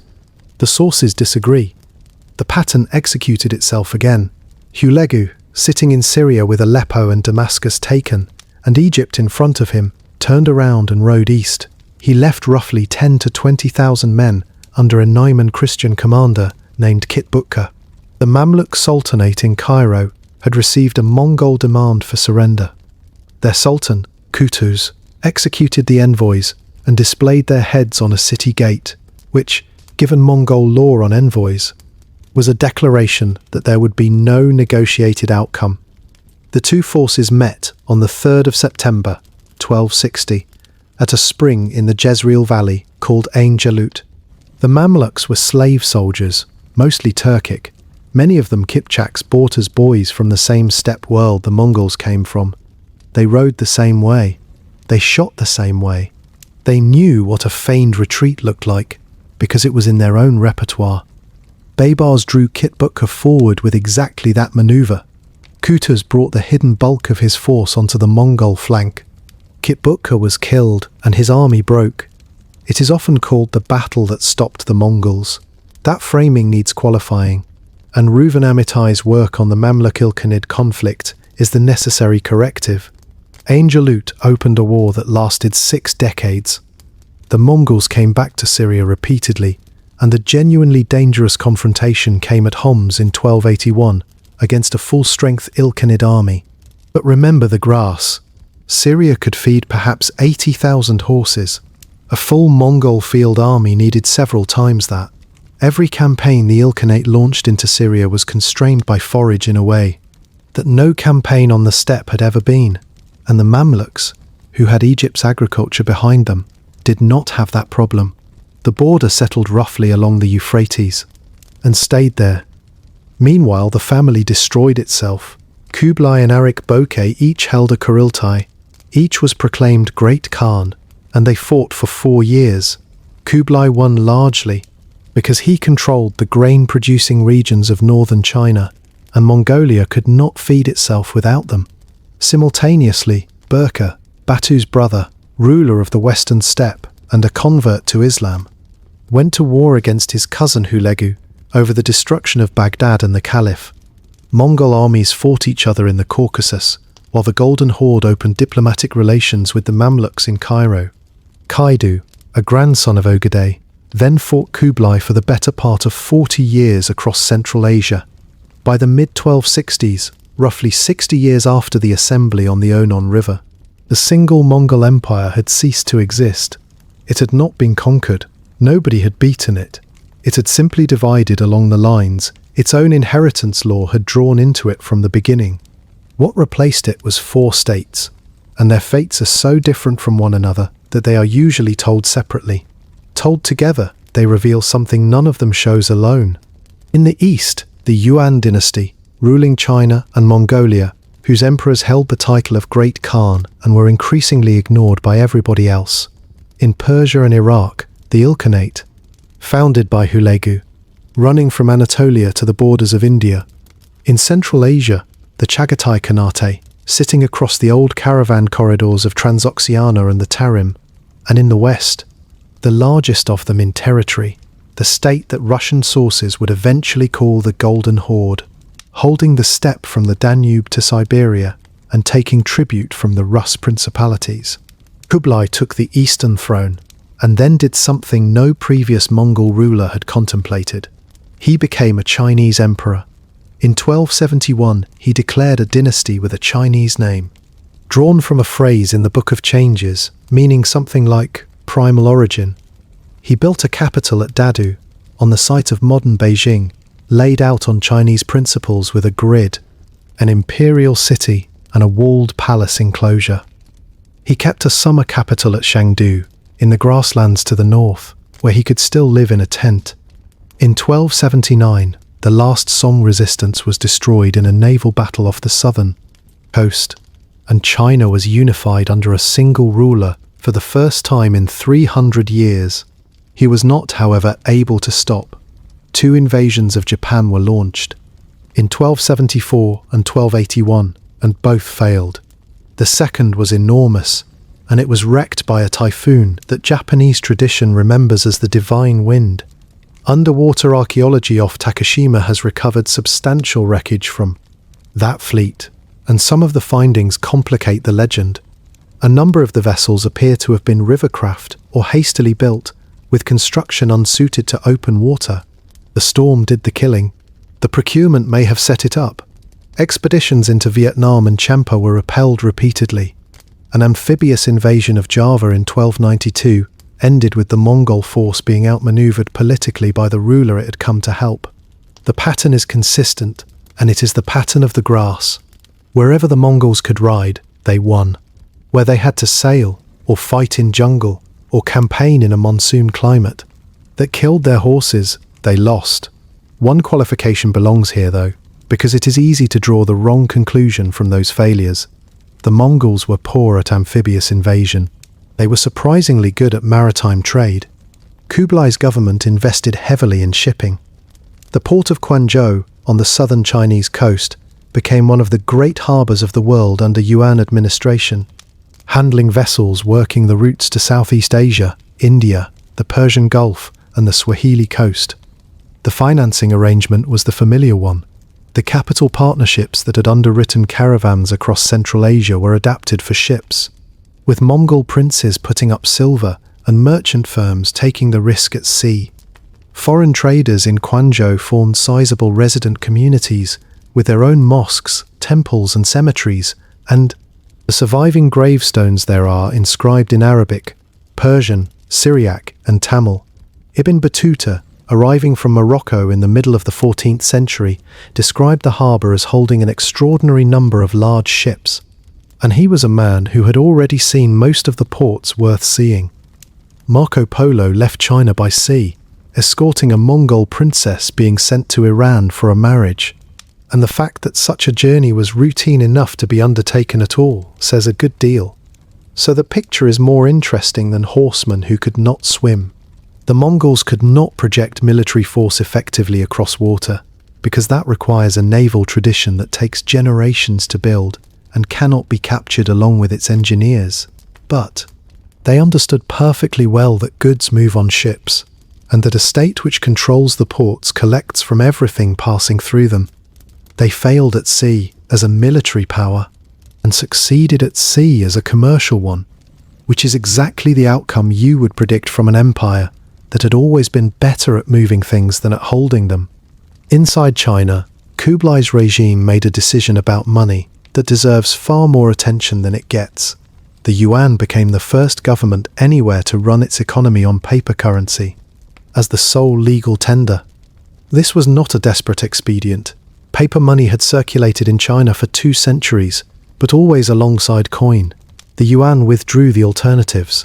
Notes were initially anchored to silver, exchangeable at fixed rates, and administered through a network of exchange offices. For a long time it worked. Recent quantitative work by Hanhui Guan and colleagues, published in the Economic History Review, has reconstructed annual money issues and price levels across the whole dynasty, and the picture is more interesting than the standard story of reckless printing. Inflation was high in the early years. While the system bedded in, it was catastrophic at the end. In between, for nearly half a century, it was moderate. The yuan ran a functioning fiat currency across the largest economy on earth for 2 generations. What broke it was not natural disaster and not imperial extravagance. Their analysis finds that the over-issuance which eventually destroyed the currency correlates with military pressure, and specifically with civil war. Which is to say, the money was destroyed by the same thing that destroyed the empire. The family kept fighting itself. Wars cost silver, silver ran short, and the state closed the gap with paper, until the paper meant nothing. By the 1350s, a string of cash that would have bought a horse 50 years earlier would not buy a chicken. Then the river moved. In 1344, the Yellow River burst its dikes and changed course, shifting from one channel to another south of the Shandong Peninsula. The flooding inundated farmland across Hainan. Shandong displaced enormous numbers of people and cut the Grand Canal, which carried the grain that fed the capital. For a Chinese dynasty, this is not merely an infrastructure problem. The mandate of heaven was understood to be visible in the natural order. A river that abandons its bed is not a hydrological event. It is a verdict. The Chancellor, Tohto, chose to act rather than wait, and it destroyed him. In 1351, he launched a hydraulic project of extraordinary ambition to force the river back, conscripting something on the order of 260,000 labourers. It was, in engineering terms, among the greatest waterworks ever undertaken in pre-modern China. In political terms, it was a catastrophe. Relief funds were embezzled, conscripted men worked in appalling conditions, and were not fed. And in the mud of the excavation, that same year, the labourers found a stone statue with one eye. On its back was an inscription, prophesying that a one-eyed stone man would stir the Yellow River and set the world against heaven. The statue had been buried there by rebel organisers, Han Shantong and Lu Futong, associated with the White Lotus tradition, who had been preparing an uprising and understood exactly what a prophecy does to a hungry workforce. Han Shantong proclaimed the imminent arrival of the Maitreya Buddha and a coming king of light. The plot was discovered and Han Shantong was executed. It did not matter. The rising had already started, and its adherents wore red headscarves. The Red Turban Rebellion spread across central and southern China through the 1350s, tangling with famine, epidemic, banditry, and warlordism until the Yuan court could no longer distinguish between them. Emperor Tohon Temür dismissed Tohto in 1354 out of fear of his growing power, and thereby destroyed the one instrument capable of suppressing the revolt. Out of the chaos came a man born to a destitute peasant family in Anhui, orphaned by plague and famine, who had spent time as a Buddhist novice and then as a beggar. Zhu Yuanzhang joined a Red Turban band, rose through it, eliminated his rivals, and in 1368 took Dadu. Tohon Temür did not die defending it. He rode north, out of China, back into the grasslands, and the dynasty his great-grandfather had founded continued in Mongolia, as what historians call the Northern Yuan. They never accepted the loss. They raided the Ming border for another century, and in 1372, a Ming army that marched into Mongolia to finish them was defeated near Karakorum. The Ilkhanate died differently and faster, and its death is the cleanest demonstration of the structural argument in this entire history. Hulegu's successors ruled Iran for about 80 years. The first decades were rough. The invasion had wrecked irrigation systems, particularly the underground channels called khanates that made agriculture possible across the plateau, and the early Ilkhans taxed aggressively and understood very little about what they were taxing. Then, in 1295, Ghazan took the throne and converted to Islam. This was not a private matter. He made it the state religion, took a Muslim name, and reoriented the government toward its subjects rather than away from them. His vizier was Rashid al-Din, physician, historian, administrator, and one of the most remarkable minds of the century. Their reforms were practical. Tax assessment was standardized so that peasants knew what they owed, and collectors could not invent additional demands. Abandoned farmland was resettled. The khanates were repaired. Rashid al-Din also produced at Ghazan's commission an enormous history of the world, and its structure was genuinely new. It set the history of the Mongols alongside the history of the Arabs, Persians, Turks, Chinese, Indians, Jews and Franks, without arranging them all around a single sacred narrative. He was executed in 1318, aged around 70, on a charge of having poisoned the previous ruler. The state he had rebuilt outlasted him by 17 years. Abu Sa'id came to the throne as a boy and ruled for 19 years. His reign is remembered as a period of stability, and it ended peace with the Mamluks after 60 years of war. He was cultured, tolerant, a musician, and a poet. He died on the 1st of December, 1335, at the age of 30. He left no son. The Ilkhanate did not decline. It disintegrated. Within 5 days, the vizier had enthroned a distant Chinggisid plucked from obscurity, a descendant of Arik Bokeh, who lasted about 6 months. Within 2 years, there were rival khans in different cities backed by rival noble factions. Within 20 years, the Ilkhanate had dissolved into a set of successor states: Jalayirids, Chobanids, Muzaffarids, Sabadars, Kartids, none of which controlled more than a fragment. An empire that had governed everything from Anatolia to Afghanistan ended because one man in his early 30s died without a male heir. And it is worth being precise about why that was fatal. The legitimacy of the entire structure rested on descent from Genghis Khan. Every general, every governor, every tax collector held authority as the agent of a man of the golden lineage. Remove the lineage and you do not have a weakened state. You have a state with no basis for anyone to obey anyone. One further factor arrives in the 1330s. Plague reached Iran in that decade, and Abu Sa'id and several of his sons appear to have died of it. Hold that, we are almost there. The Chagatai khanate fell apart along a different seam, which was the division between those who stayed nomadic and those who did not. By the 1340s it had split in two. The western half, in Transoxiana, was settled, urban, Muslim, oriented toward the caravan cities. The eastern half, in what became known as Mogolistan, remained nomadic and looked with contempt on its western relatives. into that western half. In the 1360s, rose a minor Turkicized Mongol nobleman from near Samarkand who had been lamed by an arrow wound in his youth. Timur was not a descendant of Genghis Khan, and could not claim the title of Khan, so he ruled through puppets. He kept a Chinggisid figurehead on the throne, married a princess of the line, and took for himself the title of son-in-law. Then he built an empire of his own from Delhi to Anatolia, and did it entirely on borrowed legitimacy. That is the measure of what the Mongol name had become. A century and a half after Genghis Khan's death, the most powerful man in Asia could not rule in his own right without renting descent from him. The Golden Horde lasted longest, and changed most. Berk, Batu's brother, had converted to Islam in the mid-13th century. The conversion of the state came later, under Uzbek, who ruled from 1313 to 1341, and made Islam official. How complete that conversion was is disputed. Muslim sources describe a wholesale turn by the entire population. Roman Hotala's work on Franciscan letters written from inside the horde in the same period suggests a slower and patchier reality among the nomads. The deeper transformation was linguistic, and nobody decided it. The Mongols who arrived on the western steppe were always a small minority. The population they ruled was overwhelmingly Kipchak Turkic. Within a few generations, the ruling class spoke Turkic, married into Turkic families, and used a Turkic Islamic political vocabulary.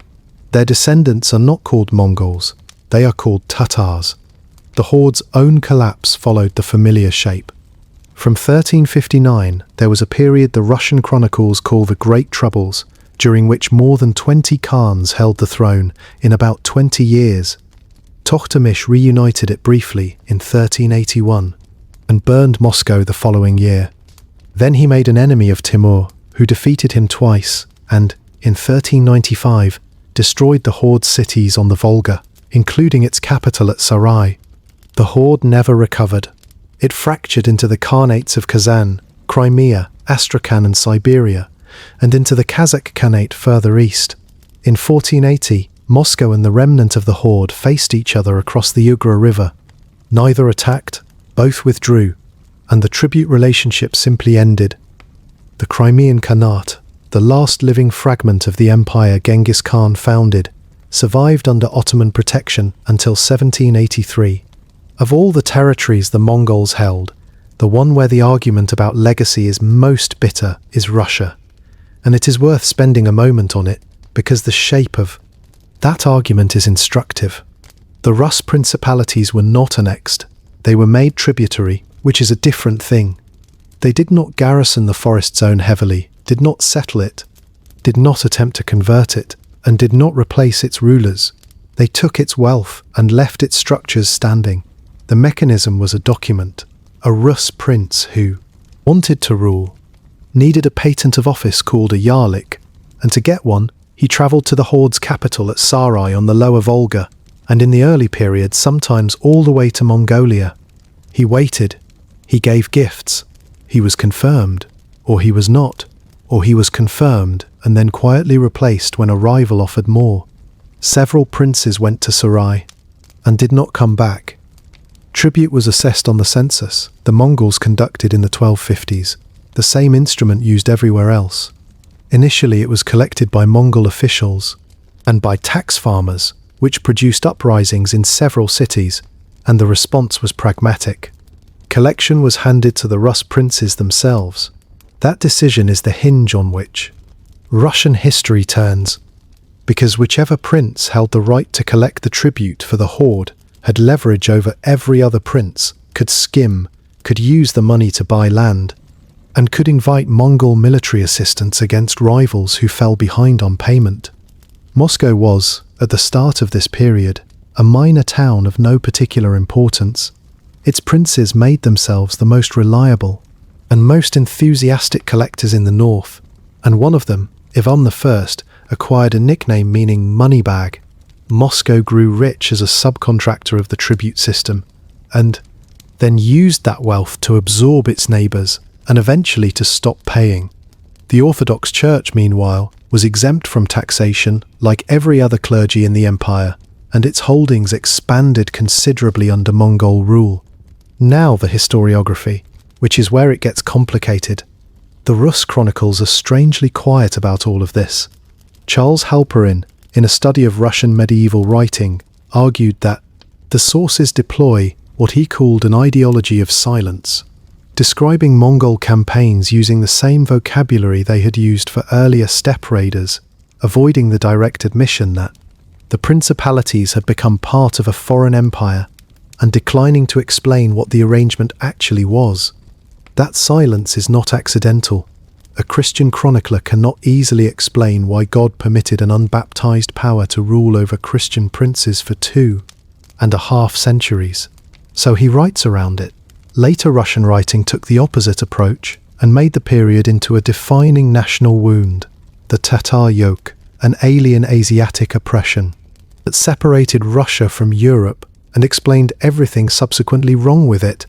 Donald Ostrovsky and others have argued a third position, which is that Muscovy borrowed extensively from the Horde in postal organization, census practice, military structure, taxation, court ceremonial, and in a substantial vocabulary of administrative and commercial terms in the Russian language that comes from Turkic and Mongol roots.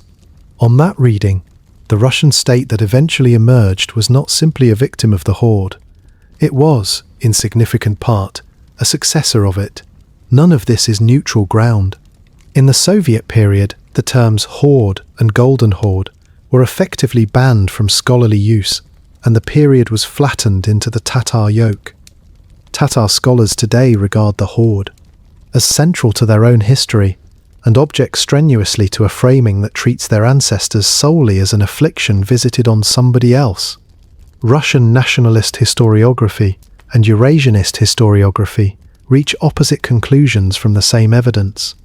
I am going to describe the argument rather than settle it, because settling it is not a historical judgment so much as a political one, and I would rather you knew that the dispute exists than be handed one side of it as though it were established. What is not in dispute is the duration. From the 1240s to 1480, the Eastern Slavic lands were part of a political system whose centre was on the Volga and whose founding law had been written on the Onon River. 2.5 centuries is not an episode. It is longer than the United States has existed. Stand back, and the pattern is unmistakable. The Yuan became Chinese enough to be overthrown by a Chinese peasant rebellion, invoking Chinese religious traditions. The Ilkhanate became Persian and Muslim, and produced Persian historiography and Persian painting. The Chagataids fragmented between settled Muslim cities and nomadic pasture. The Golden Horde became Turkic and Muslim, and handed its administrative habits to Moscow. Every single successor state was absorbed by the civilization it had conquered. This is sometimes offered as a comforting moral about culture outlasting force. I do not think it is comforting, and I do not think it is really about culture at all. The explanation is numbers and what governing actually requires. A few 100,000 nomads had taken control of populations totaling somewhere above 100 million people. To tax those populations, you need their scribes. To feed a capital, you need their farmers. To command their loyalty, you need their language and eventually their god. Conquest can be achieved by a minority. Administration cannot. The Mongols did not lose their identity because they were seduced by finer civilizations. They lost it because they were competent enough to want their empire to actually function. And functioning meant becoming, in every practical respect, the thing they had defeated. Now we come back to the network, because the network is the point of this whole story. And because it did one last thing that nobody designed it to do. Roughly 200 kilometers east of the modern Kyrgyz capital, in the Chu Valley near the western end of Lake Issyk-Kul, there were once 2 cemeteries. The people buried in them were Christians, members of the Church of the East, the tradition Europeans used to call Nestorian, which had spread across Central Asia along the trade routes centuries before the Mongols. They were mostly Turkic-speaking. They lived in a small trading community on one of the corridors linking China to the west. Their gravestones were carved in Syriac. Russian expeditions excavated both sites between 1885 and 1892. A surveyor named Pantasov drew a plan of one of them, Karakorum, in 1885. Tombstones were removed, inscriptions were recorded and published, and skeletal material from about 30 individuals was eventually deposited in a museum collection in St. Petersburg. Then, for well over a century, almost nothing happened. The inscriptions were known. Scholars had argued about them intermittently since the 1890s, because a number of them mentioned a pestilence, and because they were dated. But nobody could establish which disease had caused those deaths, and the debate had gone quiet. What restarted it was a historian reading old excavation notes with a particular question in mind. Philip Slavin, at the University of Stirling, was working on the origins of the Black Death. He went through the 19th century records of the Shu Valley cemeteries and counted the precisely dated burials. There were 467 of them, spread across decades. 118 came from just 2 years. Those years were 1338 and 1339. 10 of the stones from that cluster referred explicitly to a pestilence as the cause of death. One of them belonged to a man named Sanmak, described on his stone as a believer who died in the year of the tiger. 2 years in a small community, producing a quarter of a century's worth of burials. And 1338 sits 7 or 8 years before the Black Death reached Europe. Slavin took the question to specialists in ancient DNA, Maria Spyrou, Johannes Krause, and a large international team, and they went to the museum collection and sampled the teeth. Teeth are the right tissue for this work. They are densely supplied with blood in life, so a pathogen circulating in the bloodstream at the moment of death leaves traces sealed inside them, protected from the environment for centuries. They tested 7 individuals, 3 of them, all with 1338 carved on their gravestones, carried the DNA of Yersinia pestis. The quantities were minute. Less than 0.1% of the genetic material recovered belonged to the bacterium, which meant the team had to use a technique that effectively fishes the fragments out with molecular bait before they can be read at all. From that, they reconstructed 2 complete genomes. Both represented a single strain. Then they placed it on the evolutionary tree of the plague bacterium, and this is where the findings stopped being a local curiosity, became something else. Yersinia pestis has a peculiar feature in its history. At some point, a single lineage underwent an abrupt diversification, splitting into several major branches almost simultaneously in evolutionary terms. Researchers had known about this event for years and referred to it informally as the Big Bang.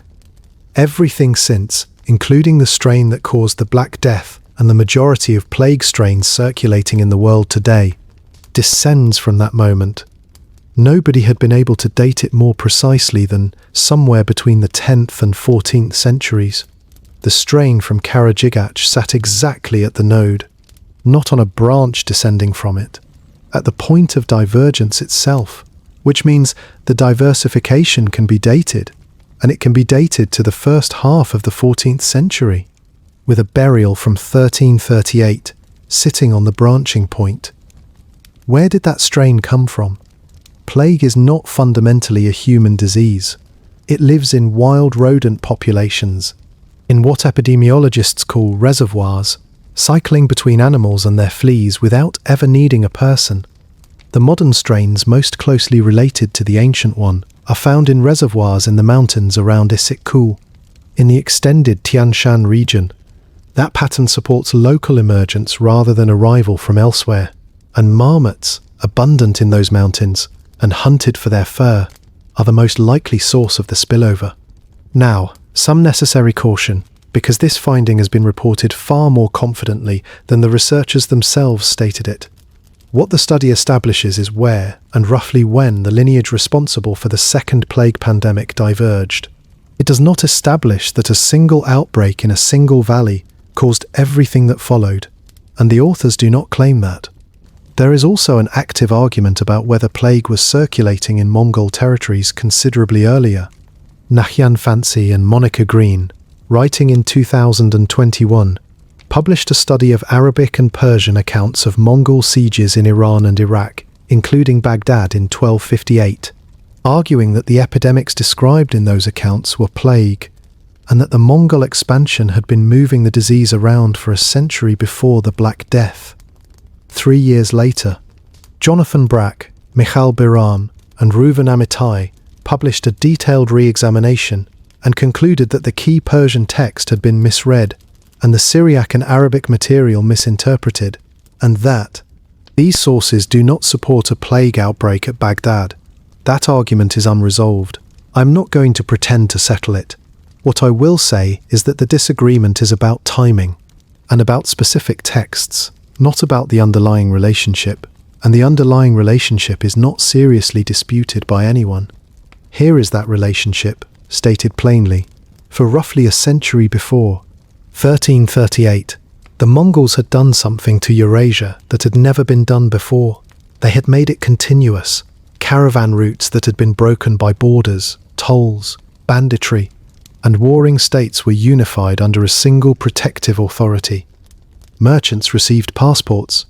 Relay stations stood every 20 to 40 miles along the main corridors, stocked with fresh animals, provisions. Trading firms operated with pooled capital across thousands of miles. Craftsmen, scribes, astronomers, doctors and slaves were moved deliberately from one end of the continent to the other. Grain moved, silver moved, silk moved. Information moved faster than it ever had, and a network does not distinguish between its cargo.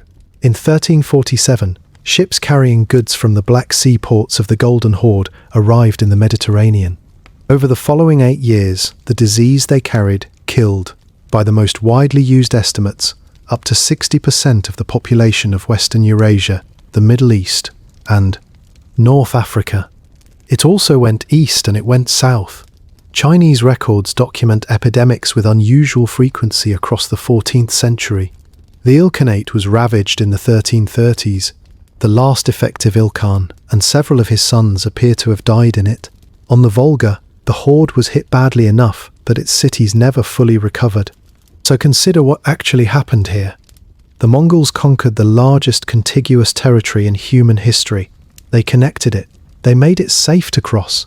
They built the infrastructure of movement to a standard that would not be matched for centuries. And then that same infrastructure delivered, to every corner of the world they had unified, the thing that killed them. The Yuan fell to a rebellion that grew out of famine, flood, and epidemic. The Ilkhanate collapsed after plague took its ruling family. The Golden Horde entered its long fracture within 2 decades of the pandemic. Every one of those states had been made possible by connection, and every one of them was broken by what connection carried. I want to be careful not to overstate this. The plague did not single-handedly destroy the Mongol successor states. The succession crises, the civil wars, and the currency collapse were all well underway, but it arrived on top of them, and it arrived by their own roads. The consequences ran for centuries, and they were not only funereal. A pandemic that removes 1/3 to 1/2 of a population does not simply subtract people. It changes the price of everything. Land became abundant and labor became scarce, and in a world where most wealth came from getting people to work land, that reversal was enormous. Across large parts of Europe, wages for surviving laborers rose, rents fell, and arrangements that had bound peasants to particular estates came under pressure they could not always withstand. Landlords in some regions responded by trying to legislate wages back down, and were not universally successful. The disease did not visit once.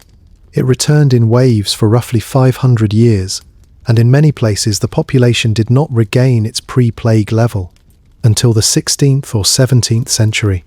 One further consequence connects directly back to this story. The overland routes across Central Asia had flourished under a single protective authority. Once that authority fragmented. Once there were 4 quarrelling khanates, and then a dozen successor states, and then Timur. The guarantees disappeared. Tolls multiplied. Escorts became necessary again. The relay stations decayed. The land route did not close, exactly.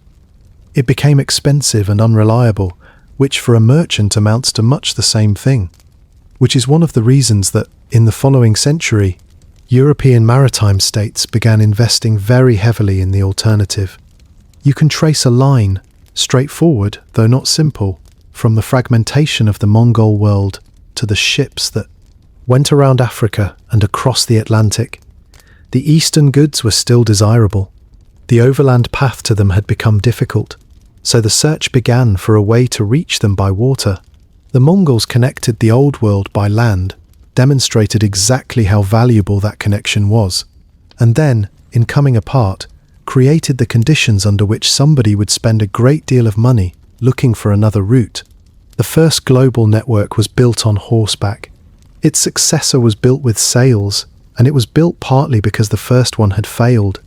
And now the other side of the ledger, because a story that ends on the plague is only half told, and the other half is genuinely extraordinary. The same network carried knowledge. When Hulegu took the Ismaili fortresses of northern Iran in 1256, he seized their astronomical instruments and their library, and he took into his service a mathematician who had been living there, Nasir al-Din al-Tusi, one of the finest scientific minds of the medieval world. He then built Tusi, an observatory at Marageh, near Tabriz, and stocked it with books and instruments gathered from across Eurasia. It became the most advanced institution of its kind anywhere, and it drew astronomers from the Islamic world and from China. Out of that institution came a mathematical device now known as the Tusi couple, a method of producing linear motion from two rotating circles. Diagrams and arguments closely resembling it appear in the work of Copernicus nearly 3 centuries later. Whether there is a direct line of transmission is argued over by historians of science, and I will not pretend it is settled, but the resemblance is close enough that the question refuses to go away. Traffic ran the other way as well. An astronomer from Bukhara, known in Chinese sources as Jamaluddin, entered Kublai's service and established an Islamic astronomical bureau in the Chinese capital, operating alongside the traditional Chinese one. The Chinese astronomer Guo Shoujing subsequently built a series of new instruments and produced a calendar of exceptional accuracy. Medical texts moved. A large formulary of Muslim medicine was compiled in Yuan, China. Chinese physicians worked in Iran. Agricultural manuals, geographical knowledge, cartographic conventions and printing techniques all travelled. The central figure in much of this was a man almost nobody has heard of. Bolad Akka was a Mongol who spent his career in China in senior administrative posts, and was then sent to Iran in the 1280s as Kublai's representative to the Ilkhanate. He never went home.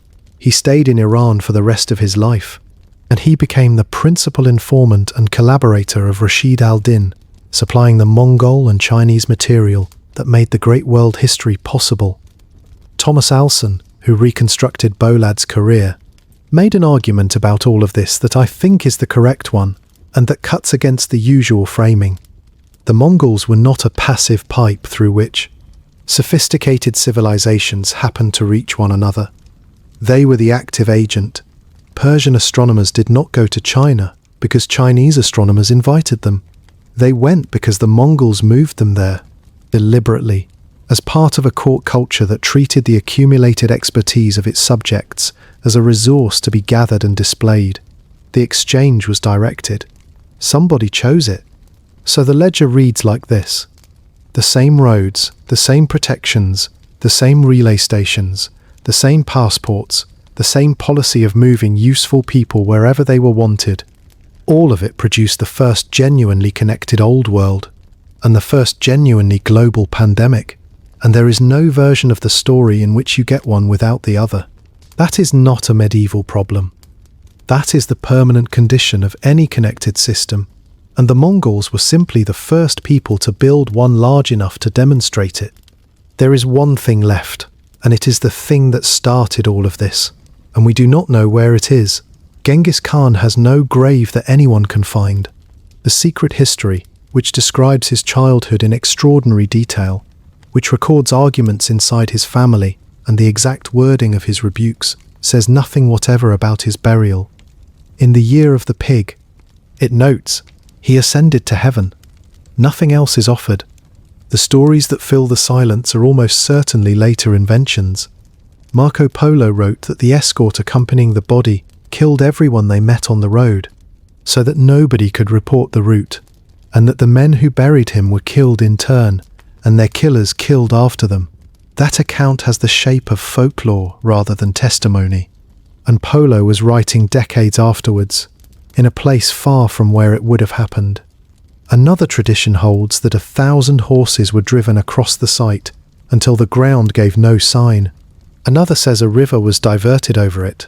Rashid al-Din, writing in Iran around the turn of the 14th century, with access to Mongol court records, places the burial some days' journey from a mountain called Burkan Haldun. That mountain is real. It stands in the Khenti range in northeastern Mongolia, and it runs through the secret history like a spine. Temujin hid on its slopes as a young man, when the Möngke came for him, and afterwards climbed down and gave thanks to it, and instructed his descendants to honour it every morning. There is a passage in which he rests beneath a tree on that mountain, admires the view, and says that this is where he wants to be buried. The area around Burkan Haldun was closed. For centuries it was known as the Ik-Korig, the Great Forbidden Area, patrolled first by imperial guards drawn from a specific clan, and later, under the socialist government, by the military. No hunting, no logging, no roads, no building. It is now a protected area and a listed World Heritage Site. That has not stopped people looking. A Japanese Mongolian team used ultrasound in the early 1990s and identified well over 1,000 possible burial locations across the region. An American businessman spent 4 decades on the search and died without finding anything. A team using satellite imagery and crowdsourced analysis of aerial photographs surveyed the area and found archaeological remains, but not the tomb. A French expedition flew drones over a suspicious mound on the mountain's slope in 2015 without permission and could not see inside it. A parallel search runs through genetics, and it has become considerably more complicated than it first appeared. Back in 2003, a team led by Tatiana Zerjal identified a Y chromosome lineage occurring at unusually high frequency across a wide band of Asia, and estimated that its common ancestor lived within the previous 1,000 years. Given the geography and the timing, they suggested it might descend from Genghis Khan and his male relatives. The idea was irresistible, and it went everywhere. A much larger study, published in 2018 and working with more than 18,000 samples, including full chromosome sequences, substantially revised the picture. The lineage's history turns out to be older and more complex than the original estimate allowed. The connection is not disproven. It is also nowhere near as clean as the popular version suggests, and I would put it firmly in the column of interesting, but unresolved. There is also a position held by a great many Mongolians which deserves to be stated rather than treated as an obstacle, which is that the search itself is the problem. The man asked to be buried without markings. His people spent 7 centuries making sure that request was honoured, at considerable cost and with real conviction. There is something faintly absurd about a procession of foreign expeditions arriving with radar and drones to overturn the one wish he expressed clearly. Perhaps the most complete monument any conqueror has ever received is an empty space that nobody has been able to violate. So let us leave him there, wherever he is, under a mountain that has been left alone. One more thread before we finish, because it is usually left hanging. What happened to the Mongols themselves? When Tohon Temür rode north out of Beijing in 1368, he did not stop being emperor as far as his own court was concerned. The northern Yuan continued for generations, and its rulers went on claiming the mandate their ancestor had received. But the grassland could not support what China had supported. The court fragmented, rival lineages fought. Descent from Genghis Khan remained the only accepted basis for supreme authority, which meant that a leader without it, however capable, ruled through a puppet. The same arrangement Timur had used, repeated on the plateau for another 2 centuries. There was a partial reunification under Dayan Khan around the turn of the 16th century, and a genuinely significant cultural turn under his descendant Altan Khan, who in the 1570s formed an alliance with the head of a Tibetan Buddhist school and conferred on him a title meaning ocean, which comes down to us as Dalai Lama. Mongolia became Buddhist. Monasteries were built across the steppe. A very large proportion of the male population entered them, which had consequences for the birth rate that historians still argue about. In the 17th century, the Manchus, who had built a state in the northeast and were about to take China themselves, absorbed the Mongol lands.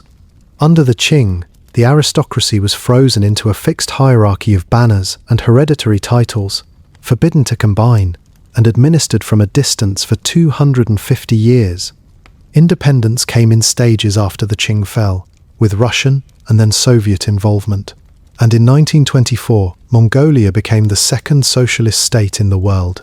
That period was brutal, and it included something relevant to everything we have been discussing. Genghis Khan was removed. Under Soviet influence, he was recast as a feudal reactionary and a symbol of exactly the nationalism the government was trying to extinguish. Public commemoration was discouraged and then prohibited. Scholars who took an interest in him could find themselves in serious difficulty. In the 1930s, purges destroyed the monasteries and killed monks in numbers that ran into the tens of thousands. For the better part of 70 years, the founder of the largest land empire in history was effectively unmentionable in the country that produced him. That ended in 1990. His name is now on the airport, on the currency, on vodka bottles and hotel signs, and on a stainless steel statue 40 meters high, standing on the steppe east of the capital, showing him mounted, facing east, toward where he was born.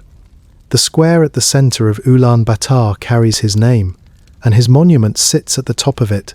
A visitor might read all this as straightforward nationalism, and some of it is. But there is something else in it that I think is worth naming. A small country of a few million people, wedged between Russia and China, spent most of the 20th century being told what it was permitted to remember. When it got the choice back, it reached immediately for the one figure who guaranteed that its history could not be treated as a footnote to somebody else's. Whatever else Genghis Khan is to the rest of the world, in Mongolia he is proof that the place matters.